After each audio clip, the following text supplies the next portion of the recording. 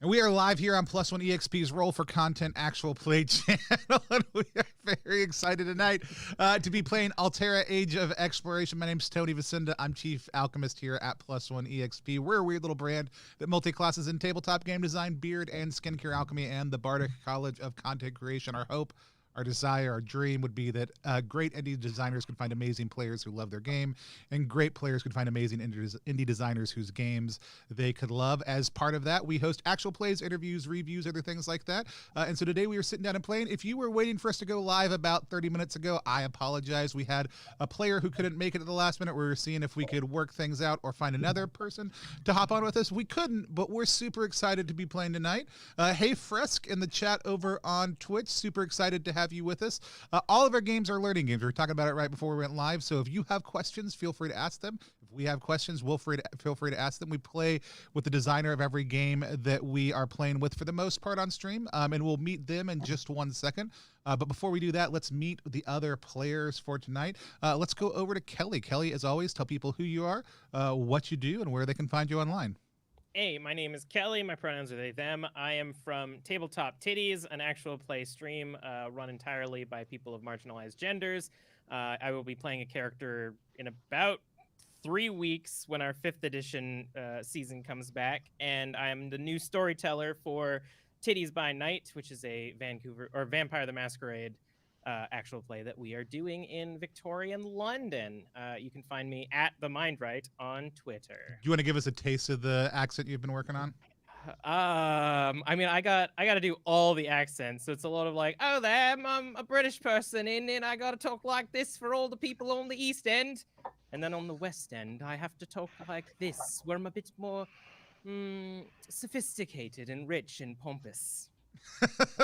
Awesome, excellent. I'm looking forward to it. Always glad to have you with us, Kelly. And then we have coming back for a second time or a third time.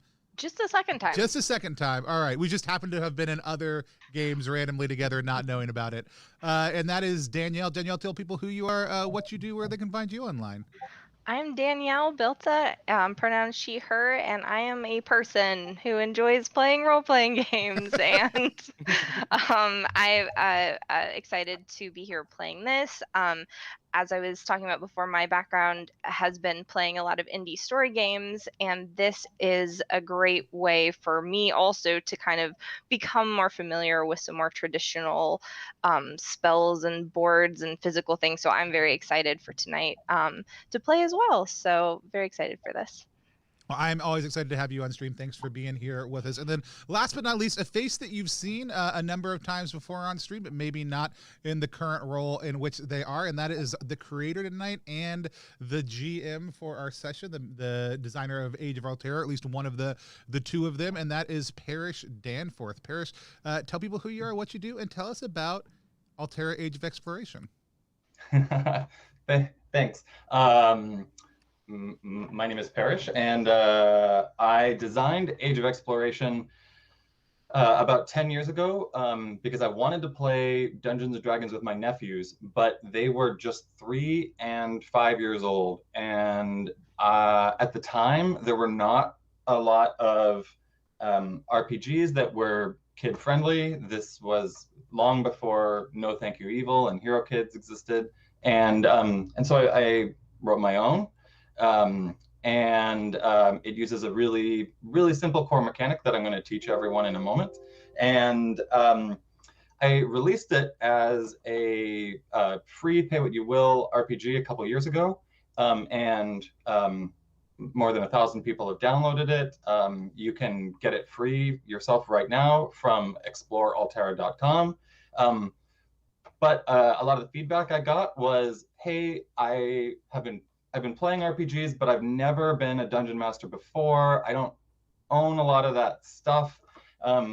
So I'm preparing a Kickstarter for a full boxed version that will include everything you need to play, including dice and a whole bunch of brilliantly colored play maps and a bunch of amazing, I don't want to spoil them too much because we're going to be getting into them in a moment, a bunch of standees for monsters and characters. Yeah, I think everything. we have to fight a dragon. I got a spoiler.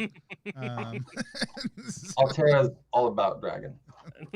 So you may be lucky if you only get to one dragon. But I'm looking at a $60 MSRP, which I think is pretty low for everything that you get. And it'll hopefully be on Kickstarter sometime this summer. Essentially, the cost of one core book for other role-playing game systems will get you everything you need for players, for GMs, and everything else. The rules are great. I gave them a skim a while ago. I also have this right now. It's basically the only things you need to play are the rules in this deck, but the box set is going to be absolutely amazing. I'm super excited about it. And can't wait to talk a little bit more about it after we play tonight and get to see all the different pieces. With that said, even though this is a easy kid-friendly game, we always like to talk about safety here on the channel. We like everybody to feel comfortable around the table. We use a couple tools called Lines, Veils, and the X card. We talk about them because we're on stream beforehand so that we can do it in private as well as on stream because we like to normalize the conversation. And lines are things that may happen in the game, world of the game, but don't happen in our play of it. So there won't be things that we touch on. Veils are things that might happen in the game, but we handle them a certain way or go through them slowly, or kind of just flash past them if they come up and they bother people. And then the X card is just the ability for any of us to say, pause, stop.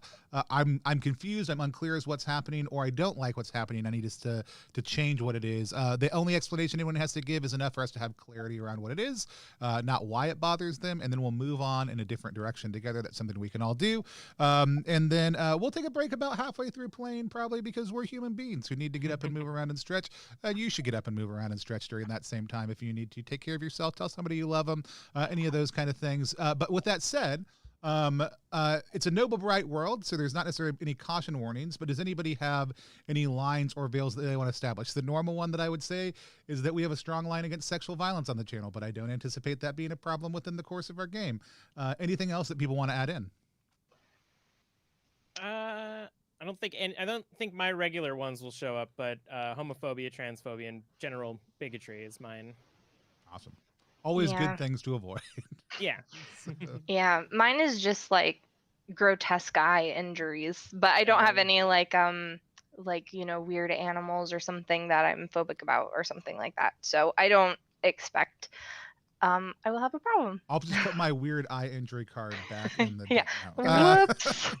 So no, I'm super excited. I'm looking forward to playing. I've been in love with the visual aesthetic of this game, which I know we're going to talk about where some of that comes from a little bit later.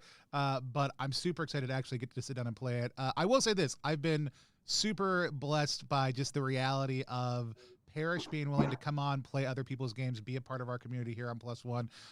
He has played as many games as almost anyone else on the channel, one of our most regular players, and I am just super thrilled to be able to share his game with all of the rest of you, and I'm so grateful for him for coming on and sharing it with us, as well as being a player all the rest of the time, and now being a GM. So, Parrish, I might just hand it over to you to take us into the game.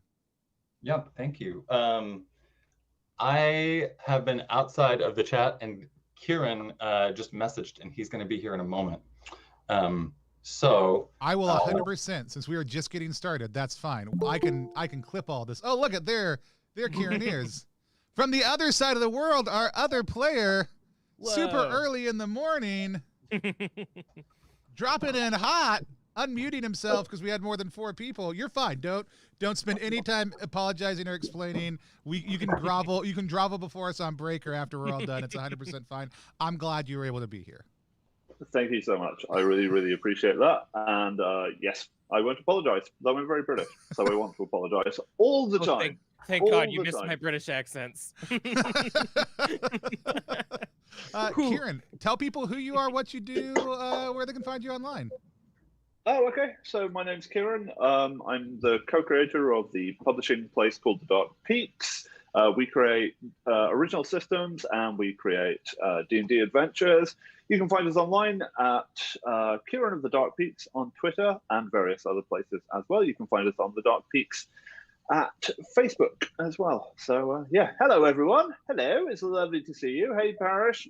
Oh, I just realized we look bizarre to everybody on stream right now. Hold on. let me take a short moment to adjust things.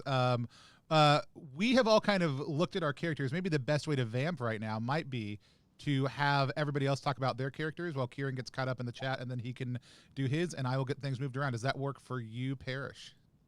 Okay. Or do you have another thing you want to do? I was going to ask Kieran if he wanted to make a character on stream right now. I would love to do that. That sounds amazing. That sounds great too. Let's do that. I'll hand it over to you. Cool. So to make a character, you select a element, and you're going to select a weapon, and you're going to select an offhand item. Did you have a chance to read the rules, Kieran? I did. Awesome. It's just 2 pages. So thank you for that. More than I did. No, I'm just kidding. The other 3 players have selected some of the other elements, but I'll show you the ones that are left. We have nature. My light doesn't want me to show this at all. Oh, there we go. Hey. Fire. And water. I heard everything was peaceful until the firebenders attacked. Oh.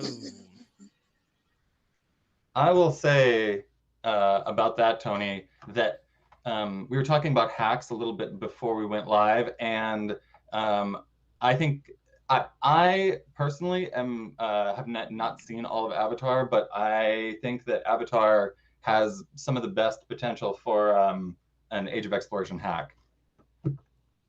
I believe it. All right. So, Kieran, what are your thoughts on the element you want to be? I would like to play as the stone element. I think they've got the most interesting cards. So I'm going to choose. They might, but Tony already chose that one. I'm also okay if Kieran wants to flop over to stone. That's okay. I'll let him have it. I'll just pick another one real quick. Okay, we can do that. So I'll let Kieran take the element of earth. Mm-hmm. I'm gonna switch to nature. Got it. I'm gonna do my other build. I'm gonna be a nature spear wielder. So see how easy character creation is here. I just made a whole new character. it is pretty cake. So your next choice is going to be to select a weapon, and Tony's going to grab this spear. I know we already have a quarterstaff that Danielle is playing, but mace is still open, and so is hammer. I'm liking the look of that hammer. That hammer looks like a mighty fine hammer right there. Great. Just take it over there. And your last choice is to choose a longbow, a short bow, or a shield. I'm thinking hammer and shield. I mean, I think hammer and shield. I'm putting together an image in my mind. I'm not quite there yet, but I'm getting there. So, I think hammer, shield, and the element of stone. Is it earth or stone? It's both. It's called earth, but it also encompasses spells in the stone type class. in Okay.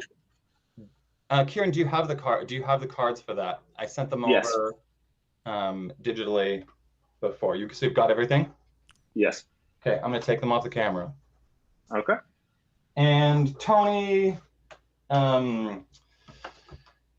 would you like a long bow or a short bow? Oh, I was gonna keep my shield. Is that okay? Or do you think my abilities are gonna match better with No, it's fine, but that's three characters with shield. How about we let Tony keep the shield and Kieran, you take one of the bows. That sounds wonderful. Oh no, I no, can no, do no. that as well. Stylistically, let him. He's classic tank character. Also, I'll drop the shield and take a bow. That's fine. My personality is nearly entirely based around this shield, so I cannot change it. And then I've got a healing spell. Danielle, so. did you do which bow did you end up doing? I did short bow for mobility. So I had the option of an elven bow or a long bow. Is that correct? You can take a short bow too. There's two copies included. Well, I understand, but I wanna make sure that I want, if we're gonna showcase stuff, let's showcase stuff. Let's see. What's the difference between the elven bow and the long bow primarily? The elven bow does less damage, but it hits on a 2 or better. I'll do that. Let's do that. It's on a 2 or better? Wow. Yeah, so it almost always hits. Yeah. It's super accurate, but it does half the damage of a regular weapon. Let's do that. That's interesting. Yeah, I picked the short bow because you can use it while you're moving around, and mobility seemed like a theme, but longbow does sound very damaging. I picked the short sword and shield because it looks very like Grecian. It's very cool. Ooh. I picked the hammer so I could hit people with it. Yeah. Like I'm Patroclus. I am. Kieran basically took my previous like build was get up, hit people hard, be tough, move the earth around, and now I'm a sneaky nature boy. Ooh. Ooh. Okay. I'm gonna grab a couple more miniatures for Kieran and Tony's new characters, and now would be a great time for you guys to vamp. All right, cool. So Kelly, tell us one more time what your build was. All right, so I am ice, and I got myself a short sword and a shield, which means that when I attack with my short sword, I can actually move an extra space, and I reduce damage. So I'm kind of very mobile, tanky build, Awesome. and the ice kind of defends me while also doing consistent damage. It's pretty sick. Sweet. Danielle, tell people about what build you took with your character. Okay, so I am the air mage, and I picked the quarterstaff and the short bow. For the quarterstaff is two-handed, so I can't use a shield, but I love the idea of being everybody has really great mechanical reasons, and I'm like, I like the idea of being in the air and flipping around and using the quarterstaff to jump up and do flying kicks, which hopefully will have a mechanical effect as well. So that and I was thinking about leaning on some of these cool spells as well. So I'm excited. So yeah, I mean, a couple of them, or at least one of them, have a healing component too. So I could be support and stuff. I mean, I don't know that Kelly had a strong mechanical reason for actually picking the spell cards that they picked. Kelly, tell people why you picked the spell cards you picked. So I specifically picked the spell cards that I picked because when I saw the art, these were the ones with the highest cat to card ratio. As you can see, 3 of the 4 cards have cats on it, and this one has a double cat because I believe that snowman is also a cat. So there's 4 cards and 4 cats. That's a pretty good ratio in my mind. That's excellent. And then Kieran, tell people again about your build one more time. So I'm playing a character with a hammer and a shield, and they do earth or possibly stone magic. I'm still not sure about that one. I chose that because I like the color of the stone cards. It's got a really nice sort of like light brown color in the background, and there's a really cute little like stone golem creature for the healing spell, which I thought was really nice. And the hammer because it's a hammer. Like why would you not? When hammers are available, take the hammer. Love See, it. these are reasons that kids would pick these, so I think we're really playing Yeah. to the I 100%. That was my thought about like the tank. Like I do love running, like playing, especially when I'm playing a young character. The character will just run up and hit things, and is also like I feel like Earth as an element lets you be super grounded, which in kid terms can mean like naive to the point of like just being super earnest and endearing, but also very direct. My other build option that I was kicking back and forth today, which is why I was more than happy to switch, was spear nature person, because spears let you attack from like 2 blocks away, and there's a lot of stuff on the nature like vibe that lets you like mess with other people's mobility. So the concept of being able to like pin someone down and then like hit them from a distance while they can't hit you back seemed like a really fun blend of things. So it was a little bit more of a tactical melee idea, and so those are the two I was kicking back and forth earlier. Was do I want to run up and hit things hard and move them away, or do I want to just get them stuck and then hit them over and over again? And so, and exactly what you want to encourage kids to do. Yeah, exactly. It's okay. We're not killing things. Yeah. Everyone's just getting knocked out and they're going to the poker center later. Ooh, that jam So- expression. So the one thing I want to remind y'all is that we're not role playing as kids. This game, I designed it for kids and I played it with a lot of kids, but I've also played it with a lot of adults and use it to introduce adults to role playing. And I think that Kelly mentioned that they introduced role playing to their mom this year. Yes. And if you're looking to introduce role playing to any member of your family, this is a good place to start. And it doesn't have to be juvenile, and your characters don't have to be minors. I'm gonna assume that for today none of them are. They can be blacksmiths, they can be bakers, they can be whatever you want them to be. No, I know that. I'm just saying, like, that is when it's more so when I think about like the kind of feel of the art and the age of like the young character coming into their own. Like there's still like a level of naivete that I love about that age of play. And so kid is a very flexible term, anywhere between I would say 3 years old and 30 years old. That's a kid. Good. I'm still in there. Also, we do have a lot of people in the chat right now who are, I think, some of those adults who you've introduced to role play, and they're talking about how the cards have evolved over time. Back when the axe had cleave, the katana sword class, katana moment. So we got my name is Yoshikage, and we've got some other folks in there who are big fans of the game, and so who are excited to watch. So, So Parrish, is that enough vamping? Are we all caught up? Yeah, but now I kind of want to see who all is in the chat. All right, I'll get to that when we have a break. Okay, so I'm going to identify your characters. I'm using Dungeons and Dragons miniatures, and the reason instead of my own, and the reason for that is because we're going to do some miniatures. That's one of the top tier.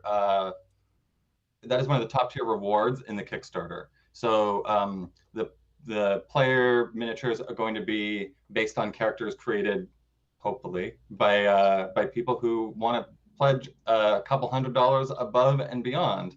And so I don't have those. Up front here, I've placed Tony. He's toward the back of the ship.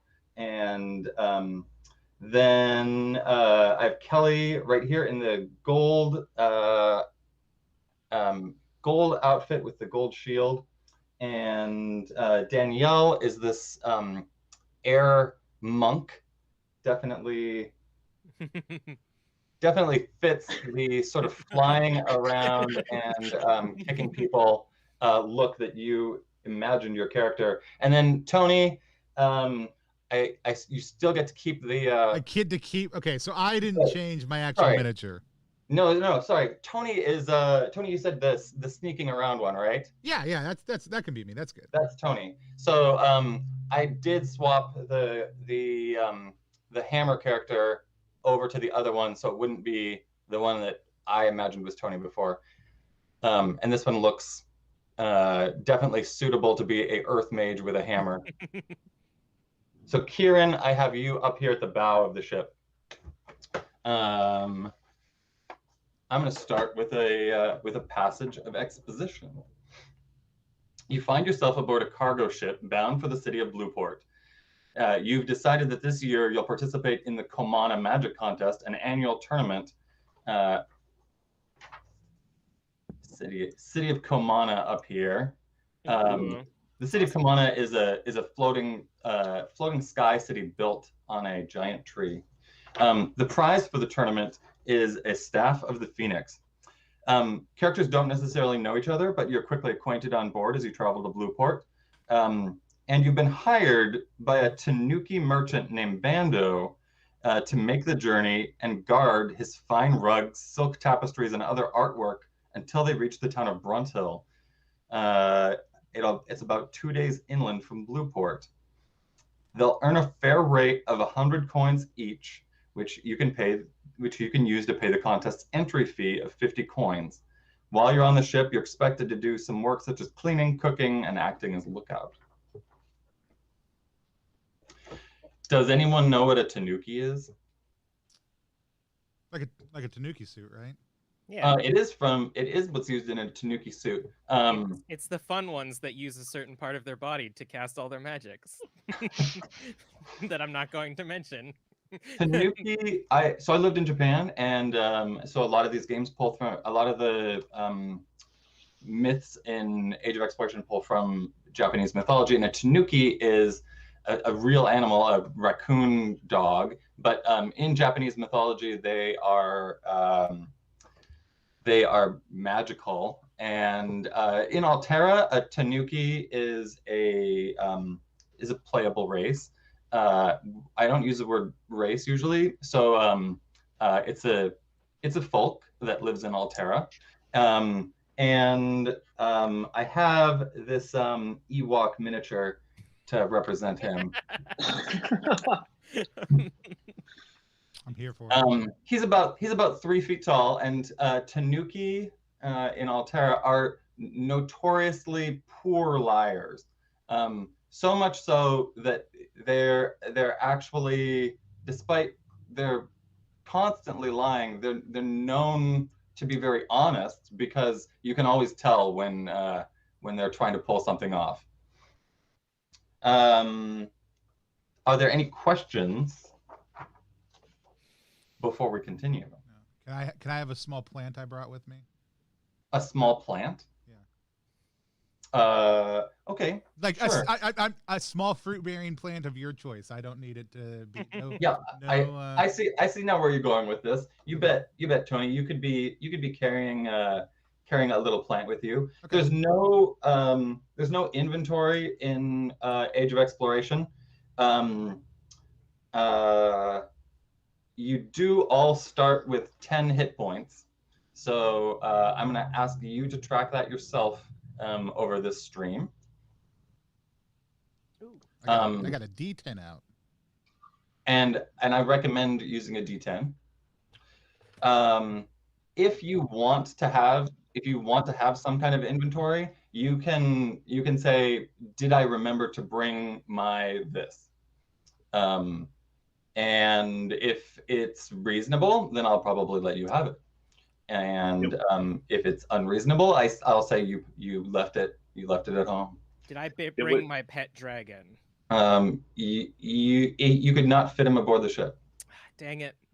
Did I remember to bring my pet rock, Cecil?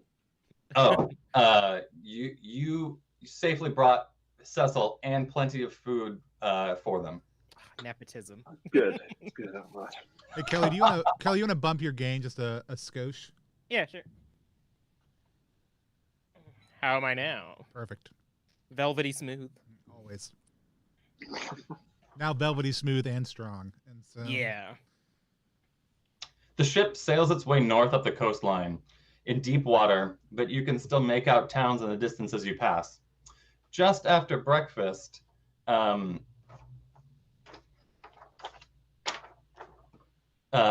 you look in the horizon and see a huge winged shape. The ship is being attacked by a dragon. Ah, my So- dragon. You see the dragon sort of flying in. It's coming in too high for you to hit it with a weapon until it swoops in, and it's going to get a couple of opening attacks, and then you're going to get some attacks. That's pretty typical in Age of Exploration. It is normal for the enemy to get to strike first rather than rolling initiative. It's written into the adventure and balanced around it. Cool. No math, love it. Yeah, and we'll go in order of the stream. So we'll go clockwise from me, and then is that Tony next? Not necessarily from what everybody else is seeing, but yes, actually, what everybody else is seeing right now, that is correct. Mm-hmm. I have everybody in the normal spots they actually are, kind of, for the most part. So Tony, Danielle, Kieran, and Kelly, and then back to me. Oh, you may be seeing something slightly different than what Yeah, I everybody think else it's is seeing. Tony, me, Danielle, Kieran, and then back. Yes. Just from the twin. I'll maybe have to let you guys. I go tell me first. who's Kelly next. goes second. Yeah. How about this? I'll cue who's next. That would be great. Yeah, That would save me plenty. So enemies don't roll their attacks. Players roll to dodge, but enemies do roll spell attacks. And I need a D4. breaking out the big dice. Watch out. Bringing out the big dice. So you guys are pretty spread out, fortunately. I'm kind of a So- loner. I don't hang out with everybody else on the boat. kind of thinking, yeah, we're spread out apart from me and the dragon that's right next to me. Hey, Yeah, I got a it little is bit of that very dragon on me. too. I'm okay with that. Oh, So the dragon flying in casts a spell. This is a blue dragon, so it's of the element water, and the spell, as it swoops in, hits Tony. Oh, and it's a pretty good hit for 4 damage. But water is weak against plants, right? You just get help here. This is not Pokemon. Oh, dang it! Also, another hack that would be kind of good for this too. Ooh. It definitely would be. Yeah. And then it breathes fire on the player closest to it, Kelly. Heck yeah. Also 4. Wow, look at this killer GM right off the bat. That's actually 3 because I hold up my Dang. shield and block some of it. The shield is not going to block magical spells. Oh, melee attacks. No. So I Yep, still doesn't hold it block up, but it melee goes attacks. around it. And I'm like, ah! Still not, not a bad Indeed. idea.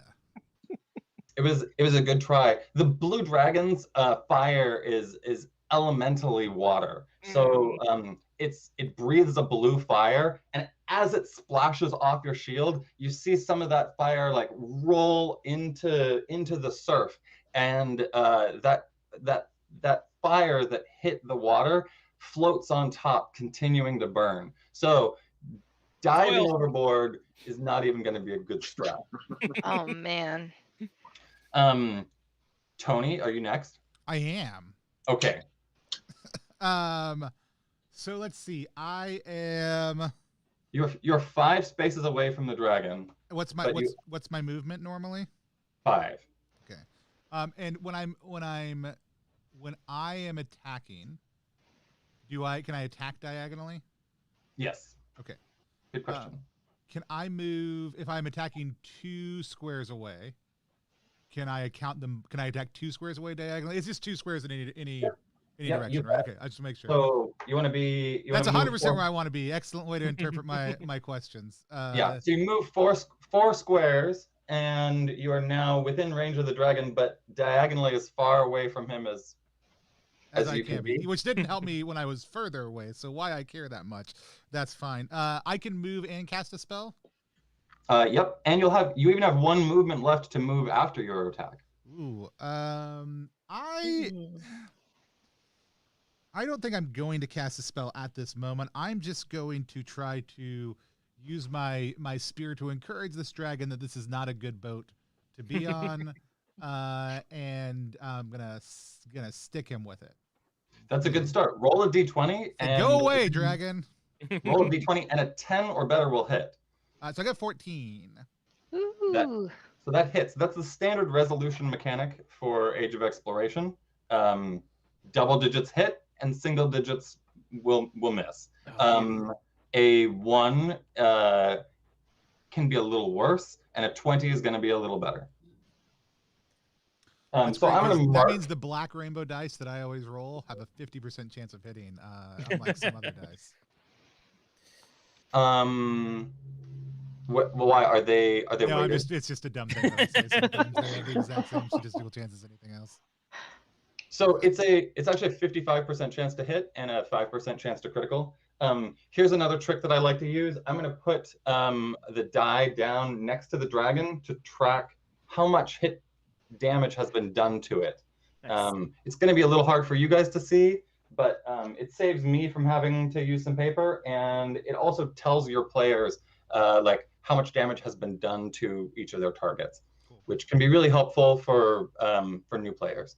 And if you really want to make it easy on new players, you can even count down instead of up. So I could start with the amount of hit points that the dragon has, and then like show that going down. Tony, who's next? Kelly's next. All right. So as I'm limply holding up my shield against the fire, I'm going to push my hand to the back of it and freeze my shield to use cool down and try to freeze the water that's coming out of its mouth and in turn do damage to it. Nice. I believe it said we don't roll to hit with a spell, but we roll damage was the thing? Yeah, so cooldown is a really interesting damage over time spell. So the first turn, the ice is just going to deal d6 damage. And then it'll do progressively more because it gets more frosty. So it's 4 points of damage as I freeze its breath back into its mouth. Fantastic. That's perfect, Kelly. When you guys make your attacks or your spell attacks, you're totally welcome to describe them. And when I make the monsters attacks and they hit, I'll describe them. When you successfully dodge the monster's attacks, then you can describe the dodge. Cool. Am I as close as I can get, or can I move 1 square forward? Well, you could cooldown. What's the range on cooldown? 6 feet or 6 squares. 6 squares. I want to be closer. I want to like push forward and actually get in melee range with this this dragon. So I'm gonna like push the fire back. Sure. So just moving in close to him. Yeah. There's no like, they don't attack for us getting like next. I think it just said we like stop moving if we walk next to an enemy, I believe. Yeah, it uses an interesting mechanic. So instead of using opportunity attacks, you just stop moving. Like your movement stops as soon as you're next to a monster. Cool. I'm ready. I'm in the right position for me. So you're closed in, but you're also setting up Kieran nicely to surround it and get some surrounding bonuses. All right, Danielle, I believe is next. Okay. So when it says next to, is that literally the square adjacent? That's right. Okay. So it's getting a little, like a nice little crowded party next to the dragon. I wanted to see if I could use a whirlwind. So like on the dragon, which is deal d10 damage to each enemy next to you and push them 1 square away from you. I want to see if I can knock it off the boat again. I'm going to switch the dragon to a slightly larger base so that it shows that it's a for 2x2. Oh, okay. Oh, okay. At least make it hang on to the boat with its talons. All right.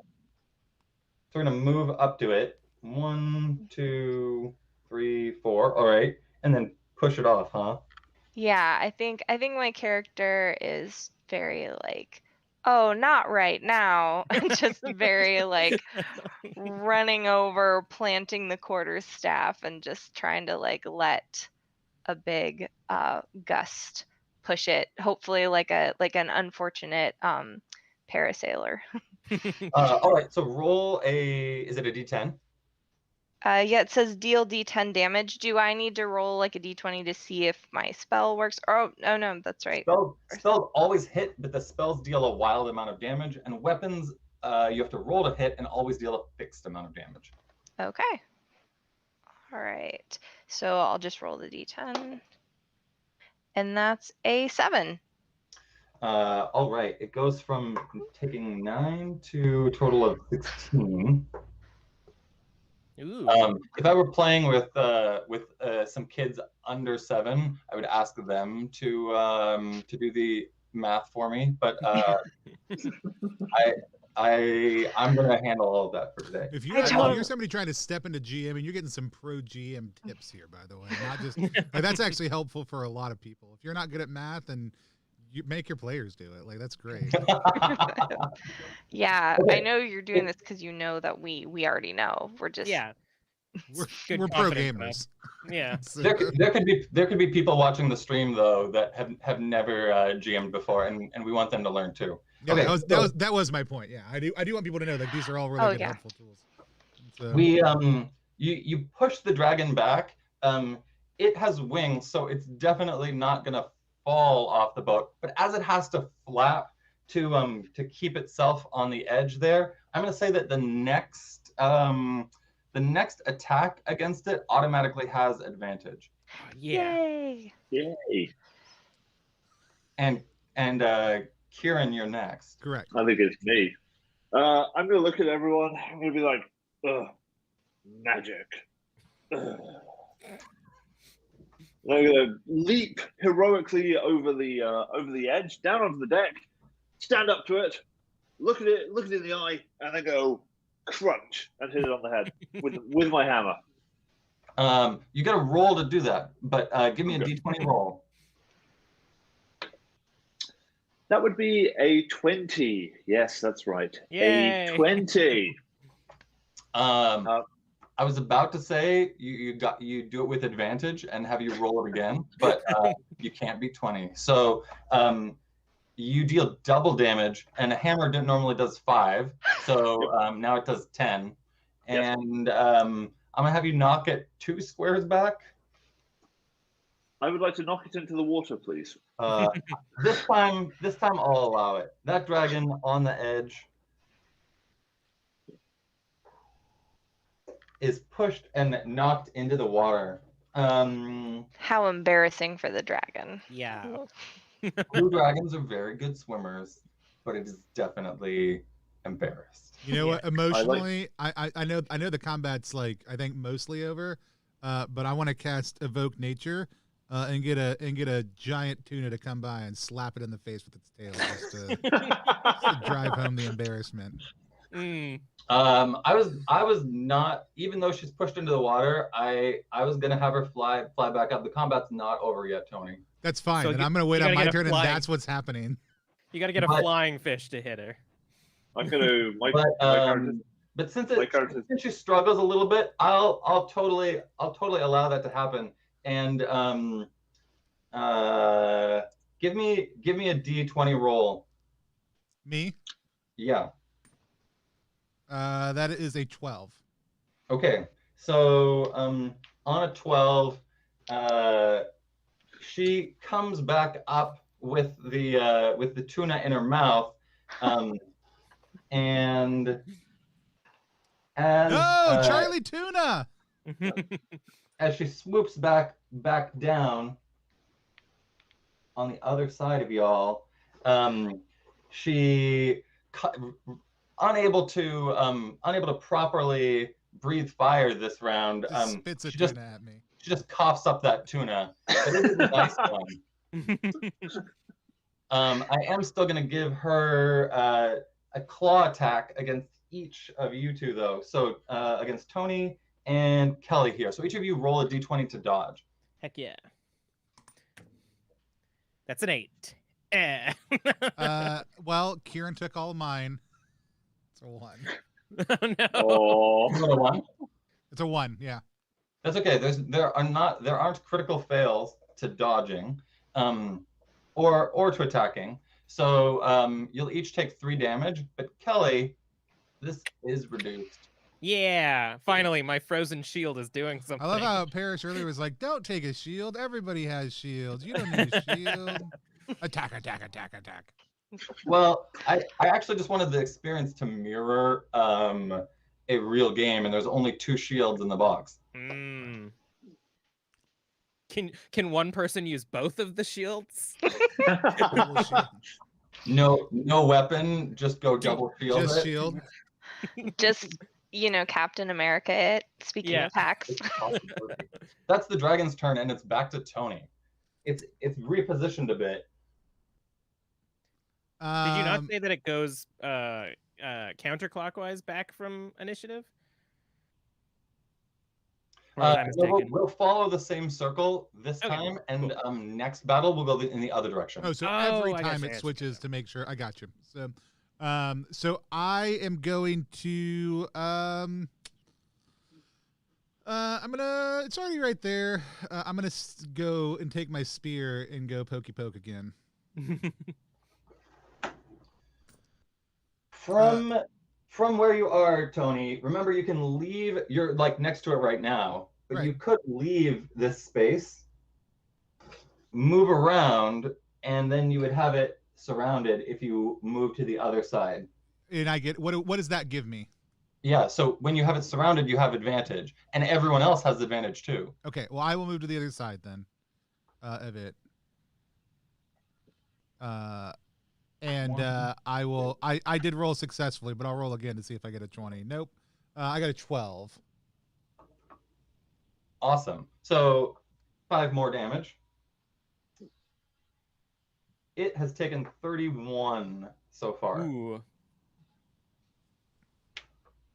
What did I write for its hit points? Hey, it's our friend over at Logan Chops Reviews. Have you talked to Logan about checking out your game, Parrish? Yeah, I sent him a copy, and he is waiting for the updated version of this adventure, which I promised to make some updates for him and send it over to him digitally, and then he's gonna do a review of this game. Awesome. So he's got it here and he's working on it. If you guys haven't checked out Logan Chops channel, click on his name, follow him on both YouTube and on Twitch and all the places that you can follow him. A great review channel. All right. So my cooldown is still on, so I just roll 2d6 now. I don't have to like recast the spell or anything. I think that triggers at the end of each of your turns. No, it says start of your next turn. Okay, never mind. That's right, at the start of your turns. Cool. All right. So that is another, oh boy, 9 points of damage on this dragon. For a total of 40. So that's that is one of my actual favorite things about this game is that you don't have to look up any rules or go to anything. So in this case, Kelly knew better than I did because he had the spell right in front of him. So thanks for that. Yeah. All right, and then now I can actually use my swordy sword. And you still get your turn, yes. And I have advantage because Tony is on the other side. Yes, you do. All right, well that's good because that was a 4, and that was a 6. Even with advantage, the claw attack of the dragon bashing against your shield rattled you a little bit, and got a bit of a brain freeze. Your sword attack was deflected by the dragon. Ting. All right, you do have a short sword, so I think you actually can have one more movement if you would want it. I think I'm good Like the dragon's big enough that if someone stood next to me, they would still get advantage on an attack, right? That's correct. Okay, so I'll stay where I am then, so that Tony can continue getting support and someone else can move next to me. Surrounding rules are very similar to flanking rules in 3.5, except that once something is surrounded, it's surrounded. So any additional players ganging up on it just also get advantage. So it's not like you have to draw a line from you to another person, but that's how you determine it for the first, but then like additional ones are just free. Cool. All right, Danielle. After Kelly. Me, Tony, is your character still next to the dragon? Is he? I'm on the far side of the dragon from y'all. Okay. Can I? Let's see. Are they within 10 spaces of me? I believe I am within 10 spaces. This boat looks like it's about 10 spaces from not the top deck, but the lower deck. Okay. I think that and my character did cough up blood recently. Like it's obvious. I think that I think my character will slightly roll its eyes at the dragon and try maybe do like a backflip over a space or two, but I think I want to use Winds of Change, which is choose 2 targets within 10 spaces. For enemy targets, deal d10 damage. For players, heal d10 HP. So does that mean that I can do damage to the dragon and heal Tony? That's right. Ooh. This is the spell I was most excited to use. I read this, I was like, yes! I want this in all games. Okay. Wait, just Tony's getting the healing? Sorry, are you on the... I can't, it's hard for me to say. I got 4 health left. Kelly and I have been hit repeatedly by the dragon, both. You both have. Okay, well, if you are also... I can, let you guys do damage to the dragon and just heal both of you. If you are also in range. I don't need to be healed every time, but I would like to be healed this time. Yeah, totally. I was like, oh, he's got the shield. He has not. He's totally got a bunch of HP. All right, so that is 4 HP for Tony and 6 HP for Kelly. Yay! Wow, I'm at full health then. Okay. Must be nice. So yeah. Danielle, thanks for supporting the team. Hopefully next time you can just use it on 2 enemies. No. It's exciting to be able to heal 2 people at the same time as well, though. Yeah. Or healing one person and hurt another thing. I mean, if it makes you feel better, my character feels bad that they had to get healed because they don't think they should have to rely on anyone. So it's emotional damage, really. I like it. I think it leaves a lot of fun RP opportunities too in the descriptions. Like I think that this is like a really lovely breeze that kind of swirls through the ship and like just surrounds you guys as opposed to the nasty cyclone that dragged the dragon off. You probably don't need to move them, although you could. They're in pretty good positions. And then you also have your own 5 movement. Okay. And then I can move each target 2 spaces. Do you guys want to move? Or do you need to be close in order to do attacks? I should stay where I am because moving further away doesn't do anything good for me. Yeah, I'm close up and personal. Okay, you want to stay there? All right. I am kind of in the back here. I think I'm good where I am actually. Okay, and then we go to Kieran. My character is going to grumpily look at the dragon, look at him, and say, "Hey, what are you still doing here? I hear you." All right, fine. Then he's going to walk up and hit it again. So I'll move as close as I can.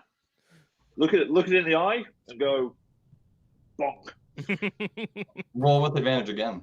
I like to think that you say that when you swing your hammer. It's bonk. I'm imagining like comic book style graphics. Hits him and everyone just sees like a big bright red bonk with a question mark on it, with a exclamation mark. 18. 18 hits. Yes, so that would be another 5 damage to the dragon. and I'm going to look at it. If it's still around, I'm going to look at it unimpressed and say, "What are you still doing here?" Yeah, does this dragon speak? Could we have had a conversation with it? Dragons do speak, and she does answer, and she says, "This is my coast, and these are my waters, which makes everything on this boat mine." I reply, "Oh, well, this isn't my boat, but this is my hammer." She's got the next turn, so she's gonna take two more claw attacks.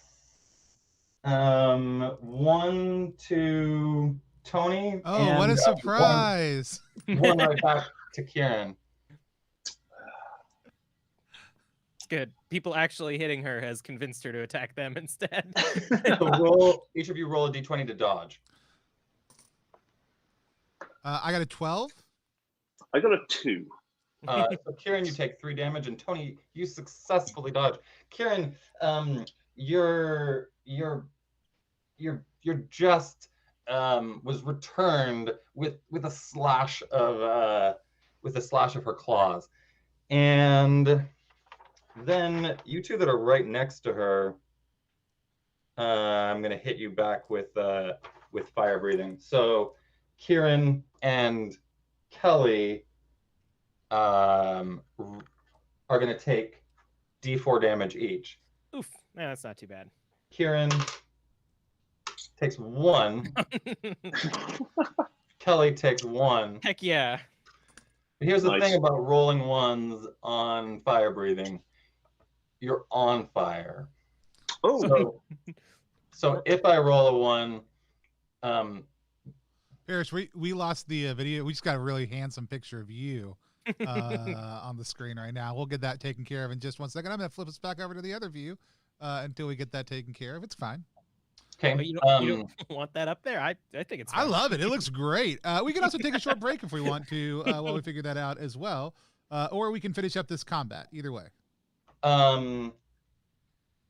I think we can probably finish up this combat descriptively, and then take a break. So you each take ongoing 1 damage. That will happen at the end of each of your turns, and that happens when a dragon rolls a 1. Cool.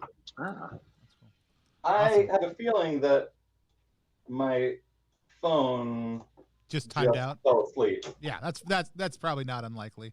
I mean, this Well, dragon's about I to already take already 3D. know what I'm gonna do, and that is hit the dragon with my spear. So I'm gonna roll for that because we all know how that works. And I got an 18. So the dragon is gonna take 5 more damage. Okay, and that takes it to 50. I guess I could have rolled to see if I got a crit. Hold on, I did. Oh! I have advantage, right? So yes, that'll take it over 50. That'll take it to 55. 55. That dumb thing where you're like, oh, I guess I get advantage. It won't change anything. Yeah, I'll check. Why not? Always worth rolling again.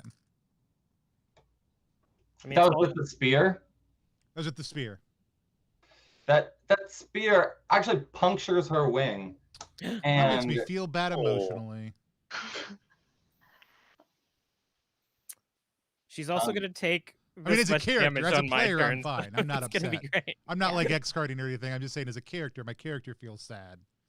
My character feels motivated. Kelly, you're next, right? Yeah, so it's good. She's gonna take 3d6 points of that frozen damage now. Oh my. That is 11, 14 points of damage. Just continuing to reflect back her. Now that I'm on fire, I'm reflecting her fire back at her in a frozen way. Yeah. So that's a total of 69 damage, and nice.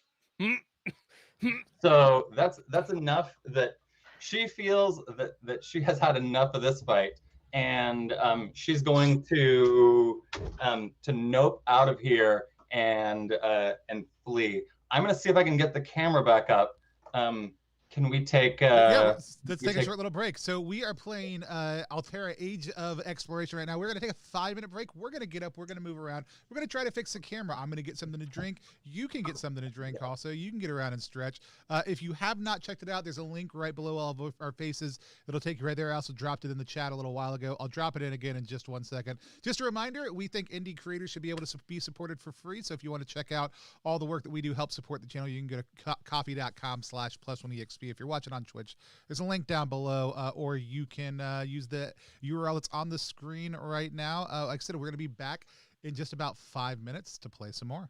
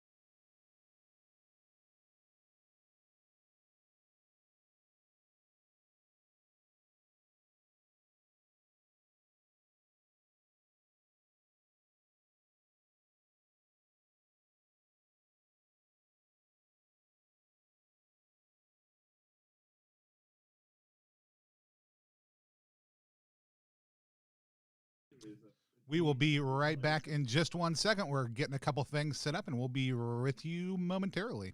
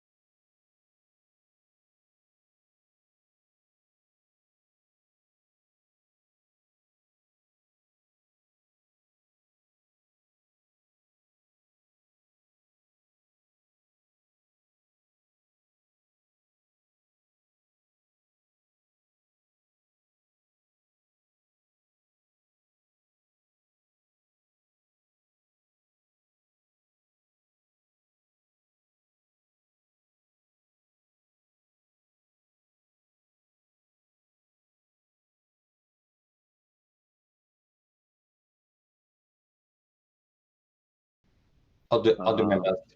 Cool. Yeah, I don't. It's not like I hate. I don't hate you if you mistake it. I'm trying to get more confident in telling people. And we're live again. We're talking about the importance of actually clarifying your pronouns if somebody misgenders you. And it is an important thing, so I'm totally fine with the fact that was on air. Make sure that just let people know. Like sometimes I'll notice that I did it to somebody, I'll just message them after a stream. And lots of times they didn't notice, but lots of times they did, and they just didn't feel comfortable saying anything. And so always feel free to on our streams. We want people to feel comfortable and welcome here. And so with that said, we are going to dive back in. We don't have the camera right now. We had a little issue with it. We're going to hopefully have it back up and running soon, but that means we automatically killed the dragon and win the adventure, and it's been great. We're going to click to our interview portion. No, I'm just kidding. We did legitimately end that fight, though. Kelly brought some tremendous damage over time, and easily took it from nearly out to totally out. But one thing I should talk about right now while we're on one break is that in Alterra Age of Exploration, hit points don't represent like life points. They're hit points in that like that's what we're tracking. But if you hit 0 hit points, then you're not dead. You're not even unconscious. You're exhausted. And what you've lost is the like will or ability to continue fighting. In some ways, I actually feel like that's more realistic than like just fighting until you literally pass out. But But enemies at 0 hit points, like humanoid enemies, are generally going to run away. Dragons are also intelligent, so they're also going to flee when they hit 0 hit points. To kill a dragon, you're going to have to be fighting it like in its lair, where it's willing to like defend its hoard with its life. So fighting dragons is fairly common in Alterra,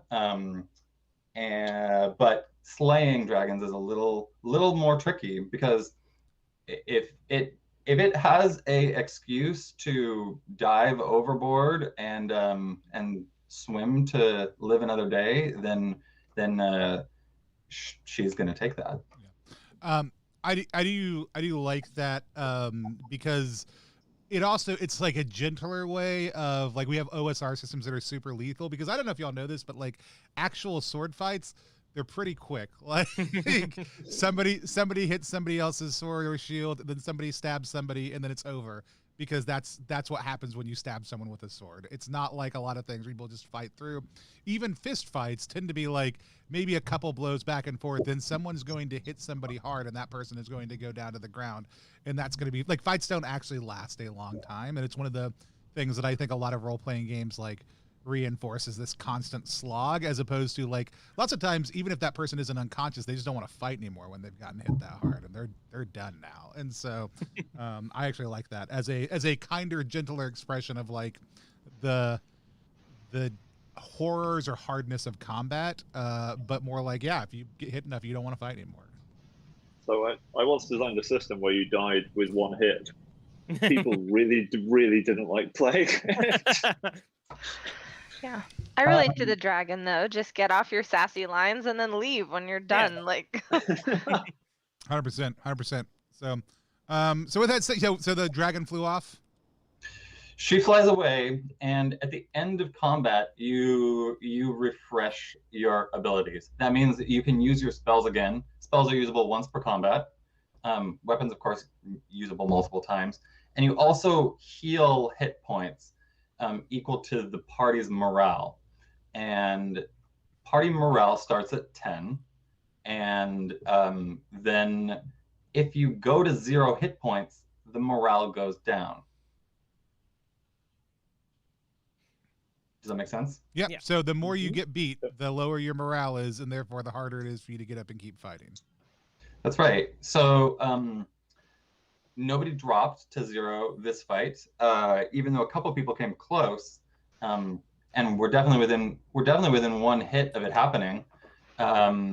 So your morale is still 10, and that means that you heal 10 hit points. And nobody has any magical items or armor that would increase your hit points. No, so I took some out of the deck and put them on my character. Oh, that's a strat. Do I stop being on fire after a bit? Yeah. Also, status effects also end. Okay. Do I have my dead man's vest with me? That is a top tier item. I'm just gonna turn to Danielle's character and be like, "Thanks, I guess," and then I'm gonna walk away. Well, I think when you stop being on fire, like narratively, I would love it if like the dragon flew away and I just turned around and like blew, but it like magically like just blew you out. I love it. Thanks, I guess. Walk away. My character looks at the rock on the balustrade of the ship and goes, "Did you like that, Cecil? Did you like what you saw there? Was it good? Was it good? No, you're so hard to impress. You're so hard to impress." Cecil is always hard. I'm gonna go check my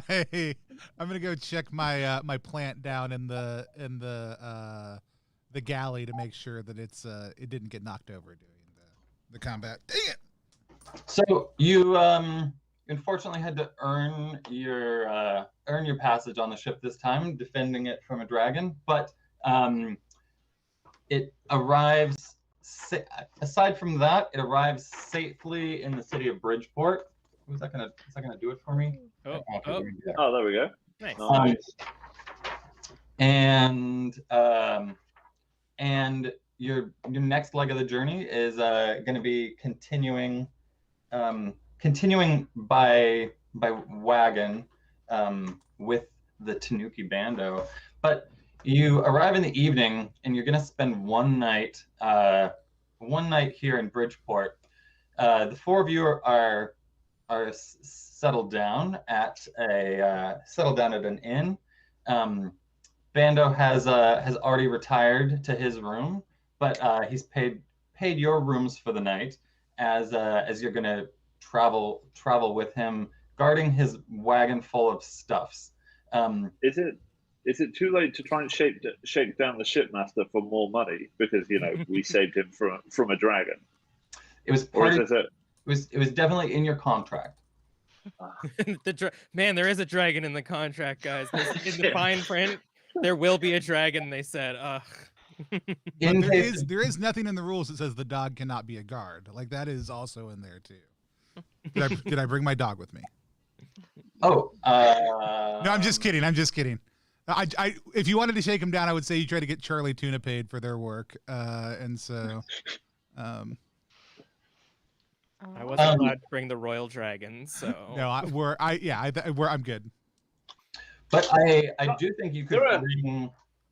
There are subsections for each dragon. This is a very, very interesting contract. In case of green, in case of red. Oh man, this is. I think my character. I do think you guys could bring that tuna with you and have that grilled up at the inn. I've got that tuna. It's either still alive in a barrel of water, which seems probably the easiest. Yeah, I'm gonna keep it as a pet, and we'll decide if we're gonna eat it later. I'm like pulling out spices. I'm like, oh, okay, fine, all right. The sea here is a deep blue, without much of a beach, but a large rock jetty forms a protective port. The weather is cool and comfortable. Fresh fish is abundant and cheap, and the most popular ways to eat it are fried or in a mildly creamy soup. You guys are hanging out at a table at the inn, and you're approached by a 7-foot-tall, broad-shouldered, brown-furred, antlered fawn. In the world of Alterra, fawns, like satyrs, can be any horned animal of the order Pecora. And this one is an Irish elk. Ooh. He's really, he's really large, and he has a really big nose. And he walks up to your table, and he says, "Hello there. Might I buy you a drink? I'm all alone, and you look like a hospitable bunch. I'd be happy to buy a round. If I might be able to sit with you." I mean, I guess that's fine with me. I look at everybody else. I don't drink when I'm in training, and I'm usually in training, so no thank you.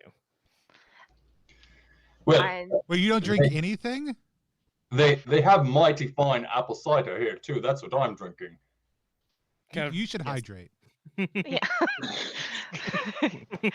Yeah, I think my character nods and is like, wonderful. Yeah, you can definitely. Would you, as long as you tell us where you're from and a story about what brings you here. Oh, much obliged. He orders a round of apple ciders for the table. I asked for two, one for me, one for Cecil. He gets an eyebrow raise, but he figures Cecil's probably worth the company too. His name is Snorsk, and Snorsk is from the Gefferfrost, and that's where he's returning. But he has just come down from Brunthill, which is the city that the four of you are on your way to. he seems to be going in the opposite direction because he's even getting on the boat that you guys just came in on in the morning. So it's a bit of kismet that that you should run into each other, going each other's way. I tell him to watch out for dragons. Also, check his contract. Whenever Kieran, what's your character? Does your character have a name? I haven't decided yet. Whenever Kieran's character turns to start talking, I take a little bit of the apple cider that's in front of Cecil and I pour it into my plant to water it. And this is why Kieran's character is also convinced that his rock does actually drink these things. I think I'm going to go with Storo today. So Storo, a nice solid stone name. Yeah. Where are you four off to? The place you said you're coming from, that name I don't remember right now. Grunhill? Bruntill. But eventually you guys are also on your way to Komana. So I'd accept either answer. So Yeah, go ahead. my character will like lean forward excitedly and be like, the magic tournament. Like probably. I think I've heard of that. So what type of spells are you going to be casting there? She leans back and shrugs and is like, you know, a little of this, a little of that, and I think would like send like a little gust of wind around, twirling everybody's like hair or fur a little bit, just like a little bit of show off. Oh, a wind mage. I'm going to touch his glass of apple cider and I'm going to frostify it, which completely freezes the glass. Now, if I weren't from up north where it's really cold, that would probably be a party foul. But he just chomps it. He just beats the ice. I like a little funky. Pulls the whole thing out. It's a popsicle. Since we're all in show off mode, I'll be like, I don't do that much, and then I'll use evoke nature to make my my plant like form a perfect strawberry and then pick it off and eat it. Well, that looks delicious there. Might you make me one as well? Yeah, I'll have it keep on blooming and I'll give him a strawberry, but then I'm going to eat the rest of the strawberries. I'll give Cecil one also too. I look at Cecil. I say, so do your thing. Cecil does nothing. Why do you always embarrass me in public? I'm pretty confident he doesn't have magical powers. He mostly just hit things. See, these three are going to compete in the tournament, and I'm going to go win. So.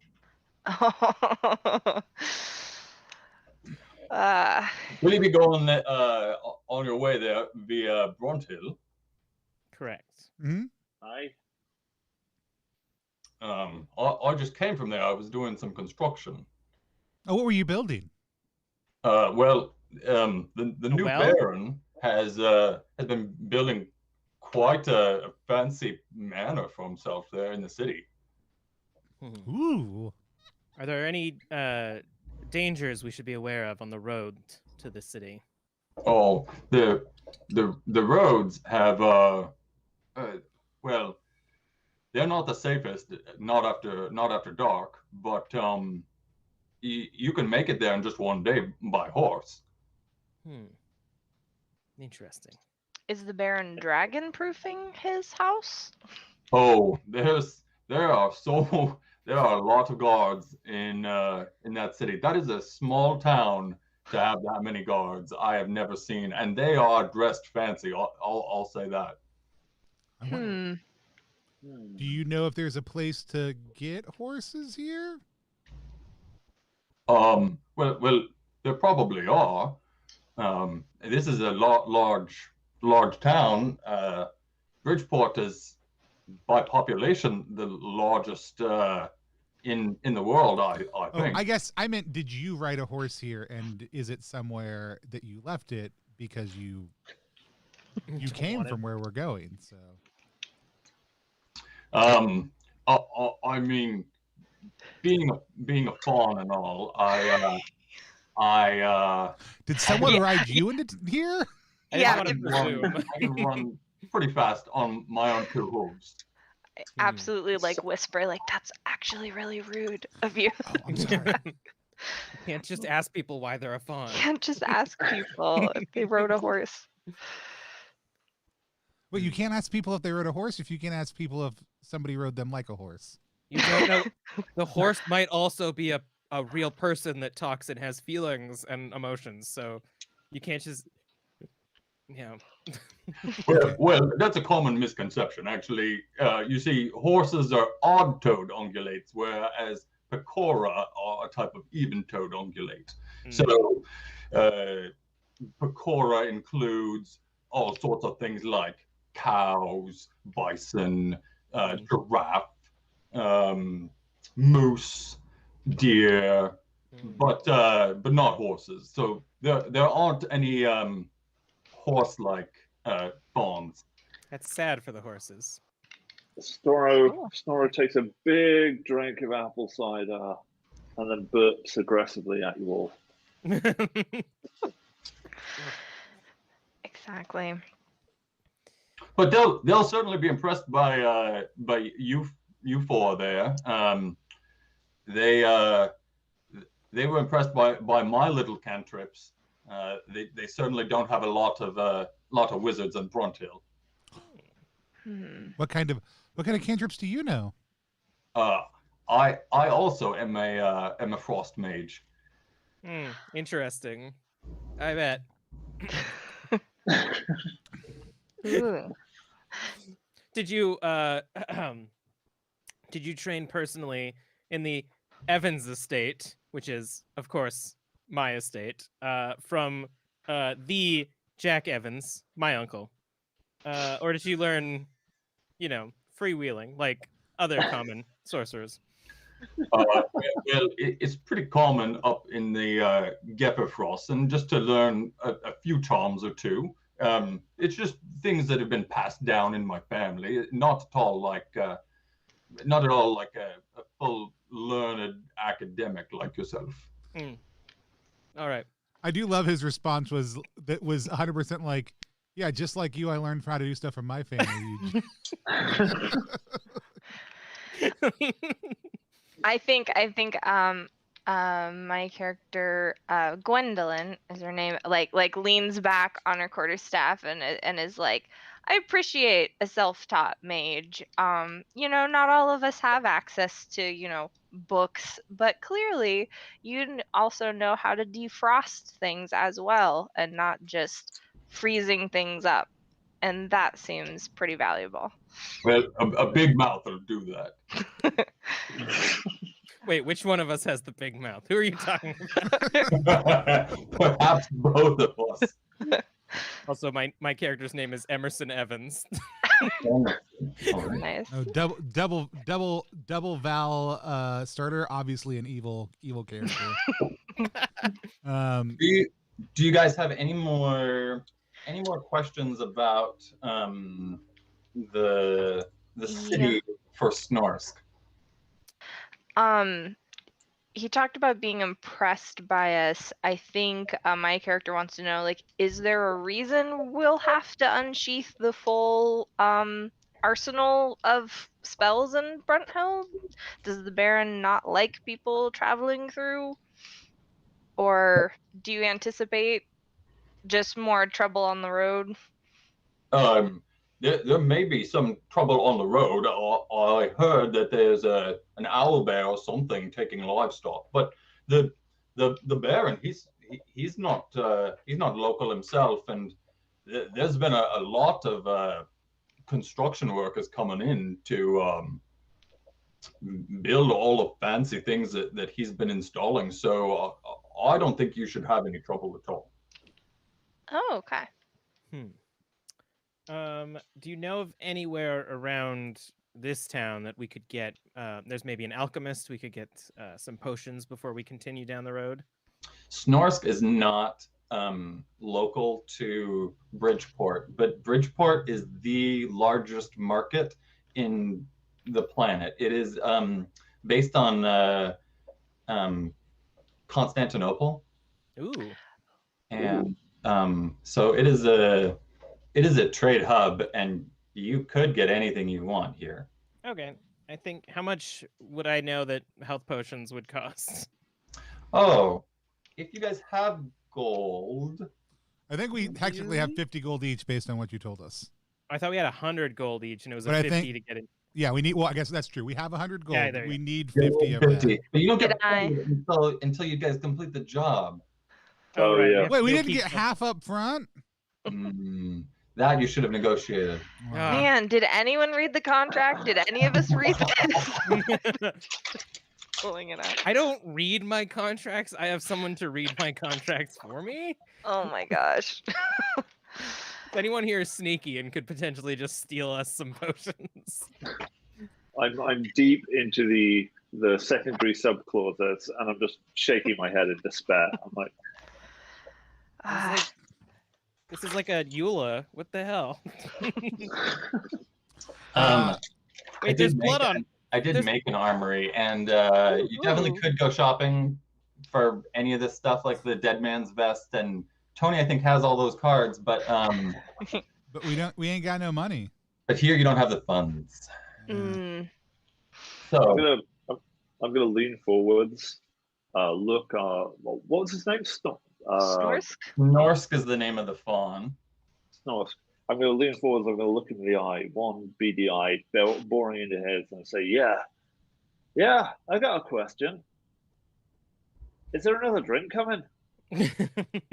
Well, maybe you could buy the next round.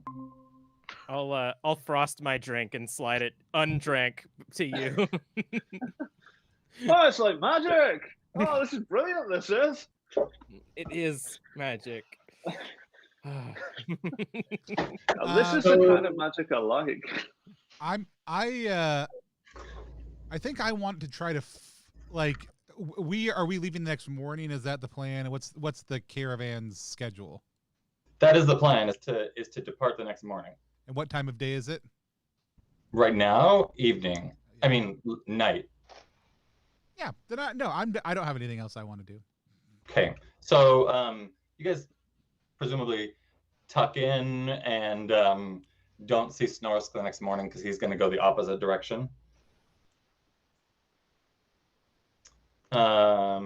I'm going to take 1 minute to set my secondary camera back up, and maybe you guys could talk for a moment about your ambition and maybe why you share reasons why you decided to travel to and engage in the magic tournament. Awesome. Excellent. Well, I feel like Daniel, did you say it was what was your character's name? Gwendolyn. Gwendolyn, yeah. I should have just kept on going because I would have seemed like I was Gwendolyn. What I feels like Gwendolyn. So my character's name is Rose. So why did you decide to go to the magic tournament? I think she pauses and sort of clears her throat and is like, well, I wasn't just saying that I appreciate self-taught magicians just out of nowhere. Well, I mean, back where I'm from, this city is pretty unimaginable, and I ran across magic. Originally, my parents have like a farm with a bunch of windmills on it, and I ran across an enchanted scarecrow, and when I was out walking around the fields, it was like pretty much the only person I could talk to. And the only thing it didn't know was what wizard started it up. So I would talk to it, and it would watch me try and do spells, and I figured that one day if I got good enough and I could actually go travel around, maybe I could find the person that I could train with even more. So What is happening? Hold on. Absolutely buck wild. Okay. Sorry about that.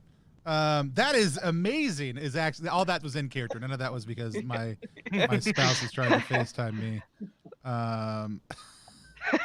Absolutely. Yeah, I think Gwendolyn says that, you know, and you see like the practiced air of somebody who's like used to saying something really embarrassing and being like, "Yeah, totally. I'm prepared for all of you to make fun of me now."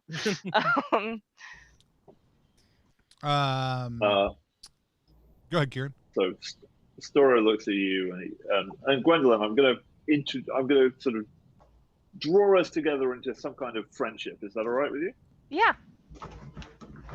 He's gonna look at you and says, "Hey, I met Gwendolyn, I did, and she spoke to Cecil, and she's the only person that's ever spoke to Cecil. He's So a good listener. I've been following her ever since.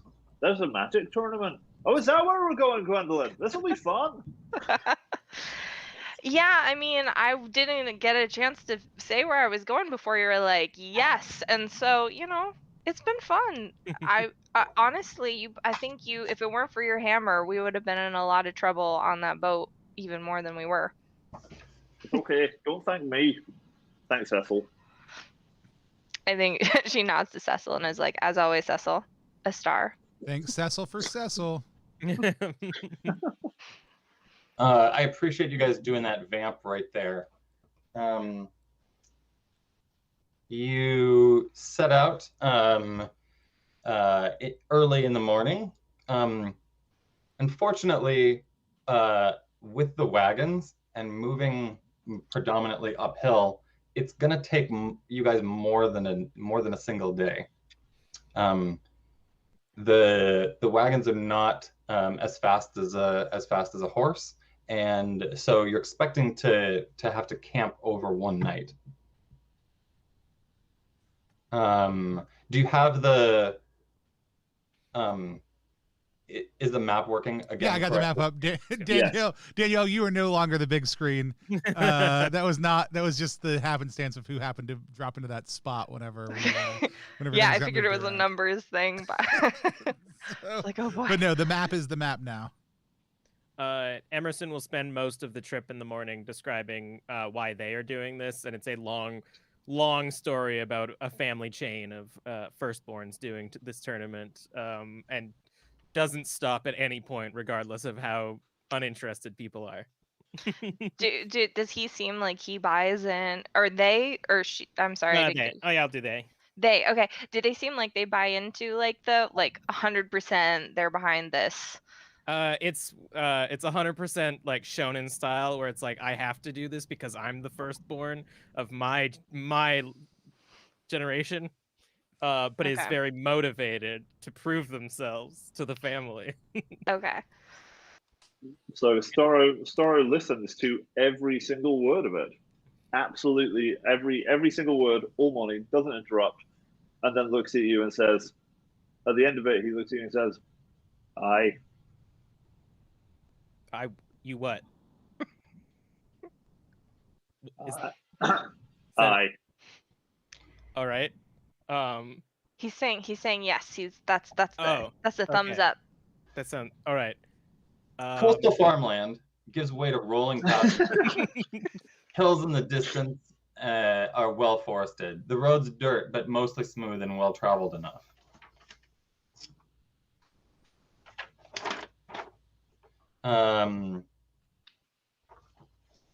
This looks familiar.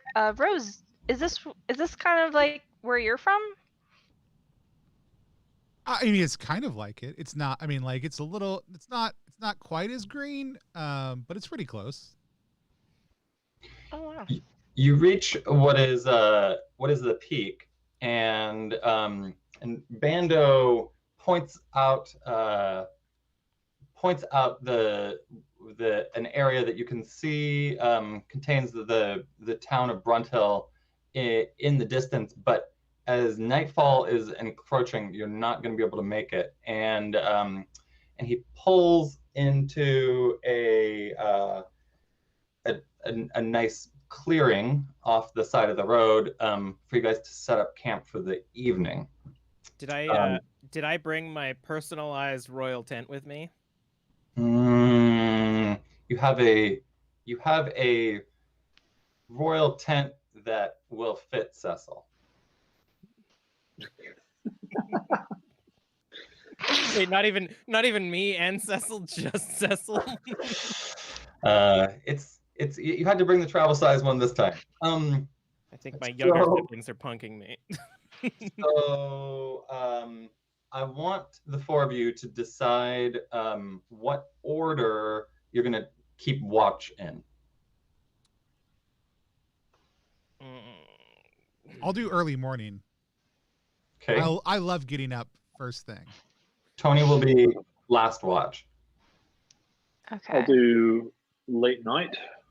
Okay. So I'll do like from the evening to late until the moon is up. Kieran's first watch, and then the two night watches. Emerson's gonna wait to see if everybody else volunteers before they do, to see if they can just not do a watch. Yeah, I figured that.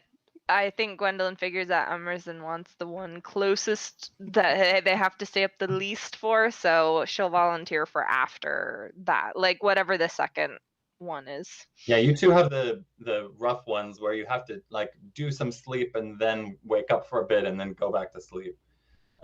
Emerson will do their shift with their face cream still.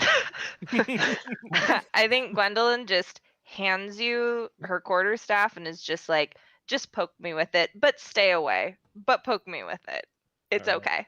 Thank you for the So I'm gonna write down that it's Kieran, Danielle, Kelly, Tony. Correct. Okay. I'm gonna break character for a moment. This is a really cool tool that you can use in any RPG. If you set up the watches, there's a moment where where there are two players awake, and so I'm going to ask you guys, what do you talk about with the person who shares that 5 minutes where they wake up before you fall asleep? So the first one is Kieran and Danielle. Kieran, you've just, like you said, stayed up late. Danielle, you had a few hours of sleep, but now you're going to take your shift. Maybe you guys talk a bit about the upcoming magic contest, or you can share the answers to some of those other questions that I sent you guys earlier. Yeah. I have to go and look at what those questions were. What is your signature spell? What's the first charm you learned? Yeah. What did Oh. you have to do to learn it? Those are some of them. Oh, okay. Yeah. Storo kind of wanders over to Gwendolyn's tent and kind of very respectfully like slaps the fabric several times and says, "Hey, lassie, you're up." Yeah, you get a very like a bedhead sticks out and is like, okay. and she's like, anything? Did you spot anything? Did Cecil spot anything? Hey, well, Cecil's asleep, and I take it as a kindness if you leave him asleep as well. He's had a hard day. It's been a long day for him. Okay.